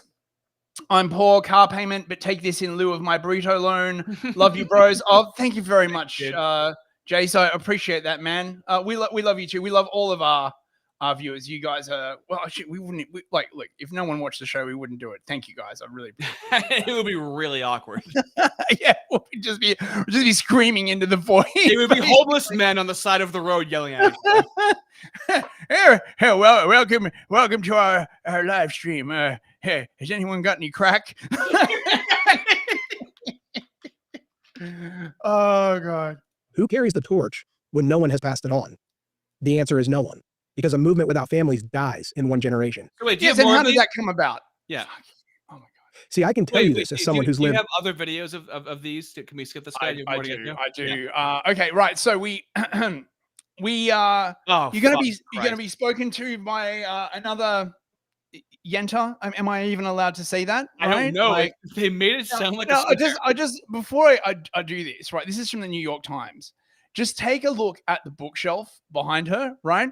The feminist papers, Girl on Girl, Camille Paglia, Girlhood. How to Clean Your Clam in 3 minutes. Zadie Smith. Do you think perhaps, right, that this person might have like a touch of the feminism? Anyway, she's going to set you all straight, bros. Shut up and listen. Woman is talking. Okay. I don't want to hear anyone in the chat, right, being dismissive. Woman is talking. Have you right? seen We've all been through Me Too. Can we agree that she has a Korean amount of makeup on? Have you seen those videos of the Korean women where they look dog shit ugly, but they put on a bunch of makeup and then they look actually like very presentable and shit like that? She has a Korean amount of makeup on. I bet her eyes aren't even that shape. Is she Moonish? I think someone in the. She's hiding a schnoz, dude. She's packing some heat. She's packing some heat behind that makeup. Wait. I'm sure someone in this thread was like, you know. Uh-oh. The profile doesn't lie. Okay, right. Most parents don't know who Nick Fuentes is, but they absolutely must make themselves familiar with him and his ideas in order to protect their boys. Oh, no! The 27-year-old is host of the America First podcast, which he has on Rumble. And apparently, according to the New York Times, in just the past several months, his views have quintupled on the platform. And he also has 1 million followers on X. Ricky Schlott. Ricky Schlott, dude. That's like a name from like a Judge Dredd comic or something, right? Like, yeah, or the fucking town whore. Dude, dude, did you get schlotted, dude? Did you get schlotted today? Oh my god. So even though he might not be a household name, his reach is growing exponentially. On his show, Fuentes has spewed all sorts of extremely controversial beliefs. White people are every single bit justified in being racist. You know, enough with the Jim Crow stuff. Who cares? A lot of women want to be raped. I will continue my crusade against women in politics. He even once professed love for Hitler as an opener to a speech. It's Führer Friday. It is Hitler Friday. Fuentes recently had a conversation with Tucker Carlson on his podcast, which launched an all-out civil war on the right. Yeah, they're like the shortest possible clips, God. Right? Like, oh my god, this is so bad. About how far right is too far right to be accepted into mainstream politics. Regardless of where you stand on that issue, his reach is only growing, and we have to engage with his ideas in order to understand what's actually happening with young men. Fuentes' followers call themselves rapers. Pause it. Engage with his ideas. You just did a fucking 1 second mixtape of fucking all the things that he said. We need to really hear him out. Yeah, go fuck off. Okay, so right, because we're running out of time. Now we're seeing there's still going on with this, basically the veiled threats, right? Like it's basically the psycho girlfriend, right? If you ever abandon me, you'll regret it. You'll be sorry I made you. You were nothing before I met you. Like, oh like, my it's God. It's literally the psycho girlfriend, right? I'm pretty sure this is like Yari Fleischer. Check this out. I know that the future of Israel is secure. Stop. Whether it's for my kids, No. or whether it's for their kids, or whoever it's for. I know do it. because God promised us that the future of Israel is secure. There is nothing written about the future of the United States. Don't. We don't have documentation there. And therefore, I kind of implore you, America, for you, because I like you. I like America. I don't want to see America choose, it says, "V'bacharta b'chaim," choose life. And it says, of course, one of the most famous phrases, I will bless those who bless you and I will curse those who curse you. I want you to be blessed. I want you to choose life. Malka wants that, but the people of Israel want that.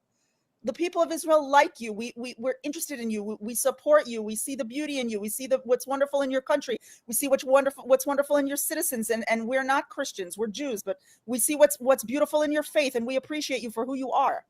And we want you to thrive and prevail in your place on this planet. Pause it. This is the tone that all of the kosher centrists use. It's for you, and they're concerned about you, and they're worried about you. Yep, that's a nice country you got there. Be ashamed if anything happened to it. You better do everything we say. Fuck. Last Remembrancer for $5. We are already non-people bundle of sticks, bald guy with beard. So I need to chase after single mom feminist. No, precisely. Right. Precisely. And if you go against us, that will not happen. It will go badly for you. That's right. We don't want that. We want to bless you. We want to bless you from Judea. We want to bless you from Jerusalem. Hashem wants to bless all the good people of the world. I pray that he's blessing you, that he's blessing us, that we're doing things the way that he wants. And that's my rant, Ishai. Fucking hell, man. Right. Roseanne. Yenta. Roseanne. Oh, God. What are you exactly the same thing? I don't know that if America's turning on Israel, then America deserves what's going to happen to them for it. It'll be worse for America than Israel. It will, because Israel will just move on to India and other countries, and America will fall. Not just that, the sleeper cells. America will fall. I mean, the hubris. Didn't like Hitler literally say something about this? Like, this is just like why don't you just come out and just, oh my fucking God, We dude. can go wherever we want. Then why are you so scared all the time? Oh my God, dude. And that's what they want. I mean, that is what they want, is that the constitutional republic of the United States for America will fall. But I think Trump sees that America has to be independent of the British Empire too. And I think not of Israel. That's Israel's. What British Empire? There is no such thing as the British Empire anymore. What the fuck century are you living in? The British Empire? Are you fucking kidding me? That's what you got to worry about. Don't look at this hand. Look at this hand over here. Oh, the British Empire. Fuck off. Independence too. That we're all separated from that. Yeah. And that's the octopus. And we're all separated from that. I don't know that if America. I mean, oh my God, it's so psycho. We'll just go somewhere else. We'll just go somewhere else. Now, India. Okay, we're running out of time. Yeah. But I want to close with some Fuentes, okay? Because this thing that he said caused a lot of seething, right? Massive seething from like many people, okay? Nick is basically saying, right, that parts of the left and parts of the right have to unite into a populist coalition. And the usual people were like seething and molding about this. But this is very politically savvy. And just as someone who's studied a lot of politics, people do not realize that the way shit works in politics, the way to get shit done is often not the same as like sticking to a rigid ideology. You've got to get shit done at the end of the day. And this, in my opinion, is Nick beginning to get shit done. This is a very, very interesting pivot. It's time to pound our fist on the table and say, it's our way or the highway. You've enjoyed the power and privileges for long enough. Where's ours? Where's our end of the bargain? Ooh. So I love it. It's time to undermine the GOP. I said it in 2020. The GOP must be destroyed. Has to be utter. And yeah, they're going to say, he's a Democrat. He wants the GOP to be destroyed. The GOP serves the interests. The GOP, as presently constructed, serves the interests, the special interests, the donors. Everybody knows that. It serves Silicon Valley and little tech. Palantir, Tesla, SpaceX, Anduril, Oracle. It serves Wall Street. That's why Ken Griffin gave them millions of dollars. It serves Miriam Adelson and the Israel lobby. This is who they work for. This is who selects the cabinet. This is who makes the policy. That's why they cut the corporate tax rate and they did nothing else. That's why they're shielding illegal immigrants from deportation as long as they're working on farms or on construction sites or in hospitality. That's why they're still providing for H-1B visas. That's why they're still providing for Chinese students. That's why they back down on the tariffs. That's why they back down on everything. So this is the blueprint. This is how we take over. And by the way, hey, and get a load of this. Ro Khanna and Thomas Massie working together against the interests to compel the files. What do you think that has, a 90% approval rating? If you had progressive Democrats and nationalist Republicans working together, let's say to compel the release of the Epstein files, what kind of approval rating do you think that has? 90%?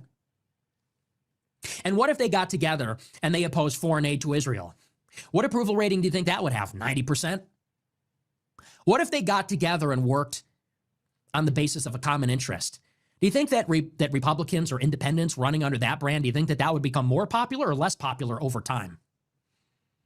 4 becomes 8, 8 becomes 16. It snowballs. And we need to propel someone into the White House that is just a populist. And here's where we're going to have to give. This is going to be the compromise. Very simple. The left has to give up immigration. That's simple. The left is going to have to give up. Look, we can have equity and we can have equality in the country. We can have civil rights. We can have all those things. But we have to close the damn borders. We have to close it. Too many illegal immigrants. Too many legal immigrants. That has to be the compromise. The left has to give on immigration, and the right has to give on the free market. If the right can come down on healthcare and on a social safety net and maybe on some subsidies for education, and if the left can come down on the anti-white open border stuff and they can agree that we have a country, that party will win 90% of the vote and rule for a century. That's the. So you're saying it would be a sort of socialism, but national in character? I mean, yeah, it's not so. I've never heard of such an idea, right? That's like, when not has that ever socialism. worked except in China, right? That's literally China, by the way, right? Like, China That's is not China. That's not socialism. That's like Denmark. no, it's not. No, China is national socialist as fuck, right? The government like owns like all the like important shit, but there is like still a free market, and the country is like massively nationalist. Like this whole idea that like socialism is Denmark is bullshit, right? I mean, like, yes, but Well, no, also I'm not saying Denmark is socialism. I'm saying they're capitalism with social safety nets, and that's what he's talking about. Yeah. Compromise. That's the populist compromise. Why is it that for the left, it's like they don't even care about anything else. It just has to be open borders. And on the right, it's like they don't care about anything else as long as it's foreign aid to Israel and war in the Middle East and war with Russia. That's the kind of program that we need. And that's what they're terrified of. They're terrified that the left and the right are going to come together on the basis of stop supporting Israel, on the basis of close the borders, on the basis of restricting money in politics and the influence of the oligarchs. That's what they're terrified of. And this provoked an incredible amount of like seethe. So given that the messaging isn't working, this is what they're sort of coming up with now, right? We need to like find people who can gatekeep Fuentes out of politics. It's slowly dawning on them, right? That Very quickly, you say gatekeep, and also, again, that is what Seth Dillon said in his speech. He brought up gatekeeping, and he goes, they act like gatekeeping is bad, but it's like, no, we need to like protect what we have. So it's funny that you say that. No, gatekeeping is, they're all like, gatekeeping is awesome as long as we do it. Yeah. Right? It's all about who controls the gate, right? But like, you know, Who stocks the shelves? Yeah, who stocks the shelves? Who controls the gate, right? Like, who gives the orders? I'm guessing that when people heard Fuentes for the first time, they were surprised at how glib and well-spoken he was, because you have an idea going into it that he's not going to be able to complete a coherent sentence because of what you'd heard before. Then he turns out to be remarkably poised and plausible in the way he presents himself, and that's going to throw a lot of people off. That's why writers like John Gans and others are saying you have to listen really closely, you have to pick up these undercurrents, because they're not going to be clear to so many people. And that brings us around to the first question you began with, which is so important. What about the great middle in America? Yes. These are not extremists. They're not lunatics. They're not bigots. They're not racists. And yet they seem to be willing to entertain alternatives in politics that we would not have thought plausible or attractive, say, 15 years ago, 20 years ago? And that's the Trump effect, I think, where those... Yeah, or also possibly the massive deterioration in material conditions for the majority of people. It could also be that. Did you just say material conditions? They just... Do you know who else said material conditions? They just never consider that it's facts on the ground. These fucking boomers who like bought like a property for like, I don't know, like 10K, right? It's worth like 20 times that now. They're like, well, I'm fine. Fuck you, right? Like, the facts on the ground have changed. Boundaries have really been broken, and it opened up the room for these people to get in. Well, at the same time, Donald Trump, you know, his daughter is Jewish. Stephen Miller is Jewish. I mean, he has a lot of, he does not appear to be an anti-Semite or somebody who has much tolerance for anti-Semitism. Go on. He has a black friend. Accuse Trump of being an anti-Semite. Fucking see how that fucking like works out. You can tell they're thinking about it, right? Like, you know, because Trump like wouldn't condemn Tucker. If someone turns around, right, and says to Trump like, you're an anti-Semite, mate, fucking he will like fucking go. What would it take for people to go, oh, the moos are the left? What would it take? They're so close to it being very obvious to everybody, I feel like. Yeah. Yeah, it's the same tactics. Semitism. And it strikes me that if anybody could be a gatekeeper today, it's probably Donald Trump. But he seems to have entered a period of lame duckitis, which, for whatever reason, seems to forbid him or prevent him from stopping these conversations or just trying to keep the ranks in line. I mean, you see the right, his own coalition, MAGA, the traditional conservatives, the traditional Republicans, they're all falling apart. They're at war with each other. And he's talking about we're going to have 50-year mortgages. He just seems checked out or clued out or just not interested in weighing in this conversation. J.D. Vance, of course, has more skin in the game because he is going to run for president in 2028. He is the heir apparent to the MAGA movement. But J.D. Vance, I'm not sure, knows how to deal with this either. But it would seem like stern denunciations of anti-Semitism coming from the leaders of the Republican Party could carry some weight. And they've done a little bit of that. Yeah, or it could tank the entire Republican Party, right? Like, this is the option that they just never consider, right? They're still living back in the 80s in this deluded world where like they have control over the majority of the population and they can just like thread the needle between like things. No. Shit has changed. But I'm wondering if there's anyone you see as a potential gatekeeper, somebody who could essentially go to the Fuentes people and say, you're out. This isn't going to work. You're not part of our coalition. You're a bunch of freaks. We don't like you. Is there anyone on the landscape that you see who could do that? No. Right. You're a freak. So, you know what we really need, bro?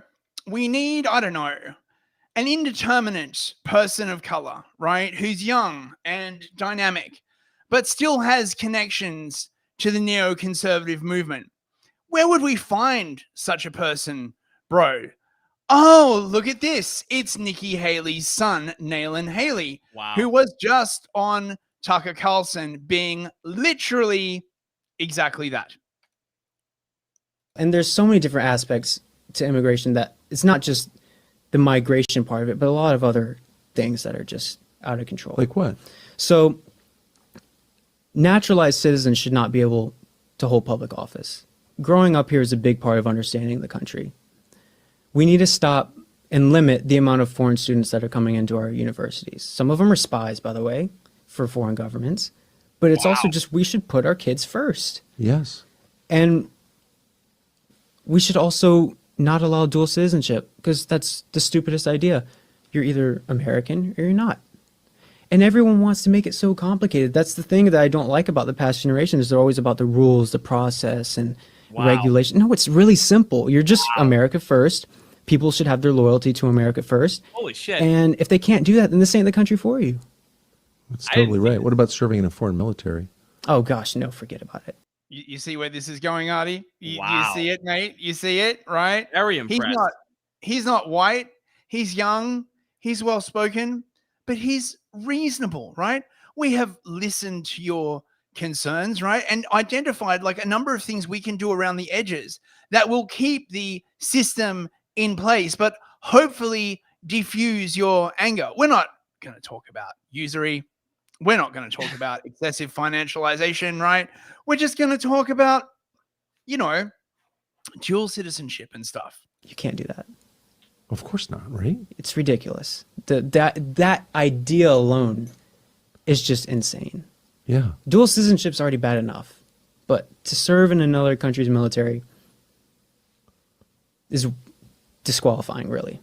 Of course. I mean, it's hard to believe it's even a conversation. What about language? Do you worry that, you know, countries are united by their language, and language is inseparable from culture. Language is culture in a lot of ways, but this doesn't seem like an English-speaking country anymore.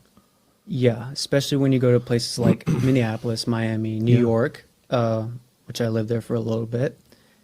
And yeah, I want to be able to understand everybody. I just do. It's my country. I don't think I should have to speak another language in my own country. I don't think anyone wants that. I don't think it's good for us. Not saying that you can't know another language. I think that's great to know another language. That's good. But to have anything other than English as the primary language in this country, not acceptable. You're not describing the priorities of the modern Republican Party at all here. No, but hopefully one day it will be. That's what I hope will happen. So my sense, but you would know, is that everything you just said for the past half an hour is like basically what most young men your age think who are conservative. Who are conservative? Absolutely, Yeah, yeah. yes. Who are Yes. conservative. So do they look at the Republican Party as representing them? No, not at all. And that's the struggle that we face, and that's where the anger comes from. Yeah, that's where the anger comes from, bros, right? Not the conditions on the ground or anything like that. Anyway, right. Well, I want to finish up with this. This is a very Christian message from Nick, and I really support this. I've said this like a few times. Telling the truth is really, really important. You could say that it's like a massive bedrock of Christianity. I'm not saying that only Christians value the truth, but in modern society, the truth has been massively devalued. And that's why one of the reasons we are in the position that we are in, right? The truth is something to be strived for. Sure, it's difficult to tell the truth. Sometimes people have died for speaking the truth. But if you got to die for something, speaking the truth is a good thing to die for. And on some level, what we have to do is very simple. We are not called actually to even win or succeed. What God tells us to do is tell the truth. Tell the truth one day at a time. And whatever happens, happens. If you're persecuted for the sake of the truth, which is synonymous with Jesus, then that's a very good thing. Jesus says, don't be concerned about that because I was persecuted also. So the outcome belongs to God, actually. Whether we live or die, whether we win or lose, now or later, it doesn't matter. The commandment is simple. Tell the truth. Do the right thing. The time is always right to do the right thing, whatever the cost. You might get fired. You might lose your job. As long as you're motivated by the right reasons, which is a love of the truth, that's what God is. We're supposed to love our neighbors, but we're also called to love the truth. As long as we're doing that, the rest is taken care of. And that's always how I've operated. When I started, in the best of times, the worst of times, now, then, in the future, tell the truth. And they will attack you, they'll persecute you, humiliate you, they will lie, rumors, gossip, they might even literally crucify you, or figuratively crucify you. But that's what we're called to do, is to tell the truth to the pain of death. You hope it doesn't come to that, but that's the whole point. And if they're willing to do anything, they're ruthless, they're unscrupulous, they're bloodthirsty to accomplish their goals, we have to be willing to die for our goals. And ideally, we're not going to die, we're going to fucking win. But all we have to worry about is doing the right thing, and then we can call upon God as our ally. Do the right thing, pray to God, be guided by God in God's love, and love even those that persecute us. But emancipate yourself to God, consecrate yourself to God, and we don't have to worry about the outcome. You love Hitler. They might have all the cards. We have the only card that matters. God is on our side. The truth is on our side. In this life, in the next life, this generation or 50 generations from now, we actually have the victory.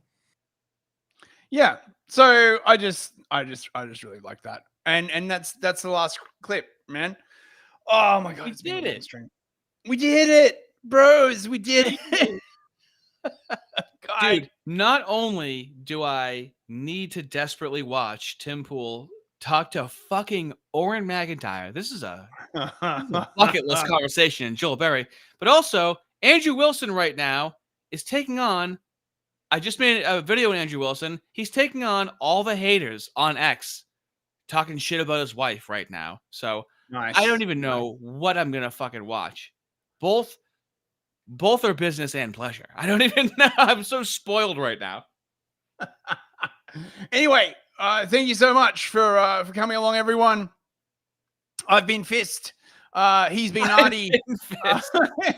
You are fucking running on fumes. I've been Fist. You've never said that.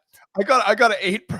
I'm fucking running ragged, right? 3.5 hours is about my fucking limit, man. I'm telling you. Thank you so much, everyone who super chatted. Wait, let's get the super chat list and say thank you.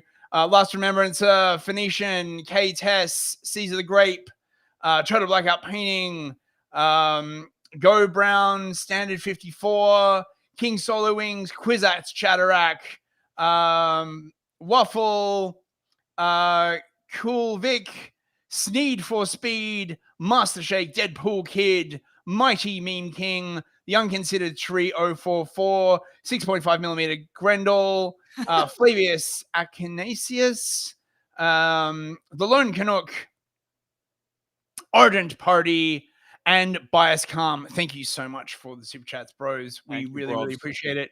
We will be back next week for another Artie and Fist, and keep an eye out for my history show, which will be starting soon. Should be him.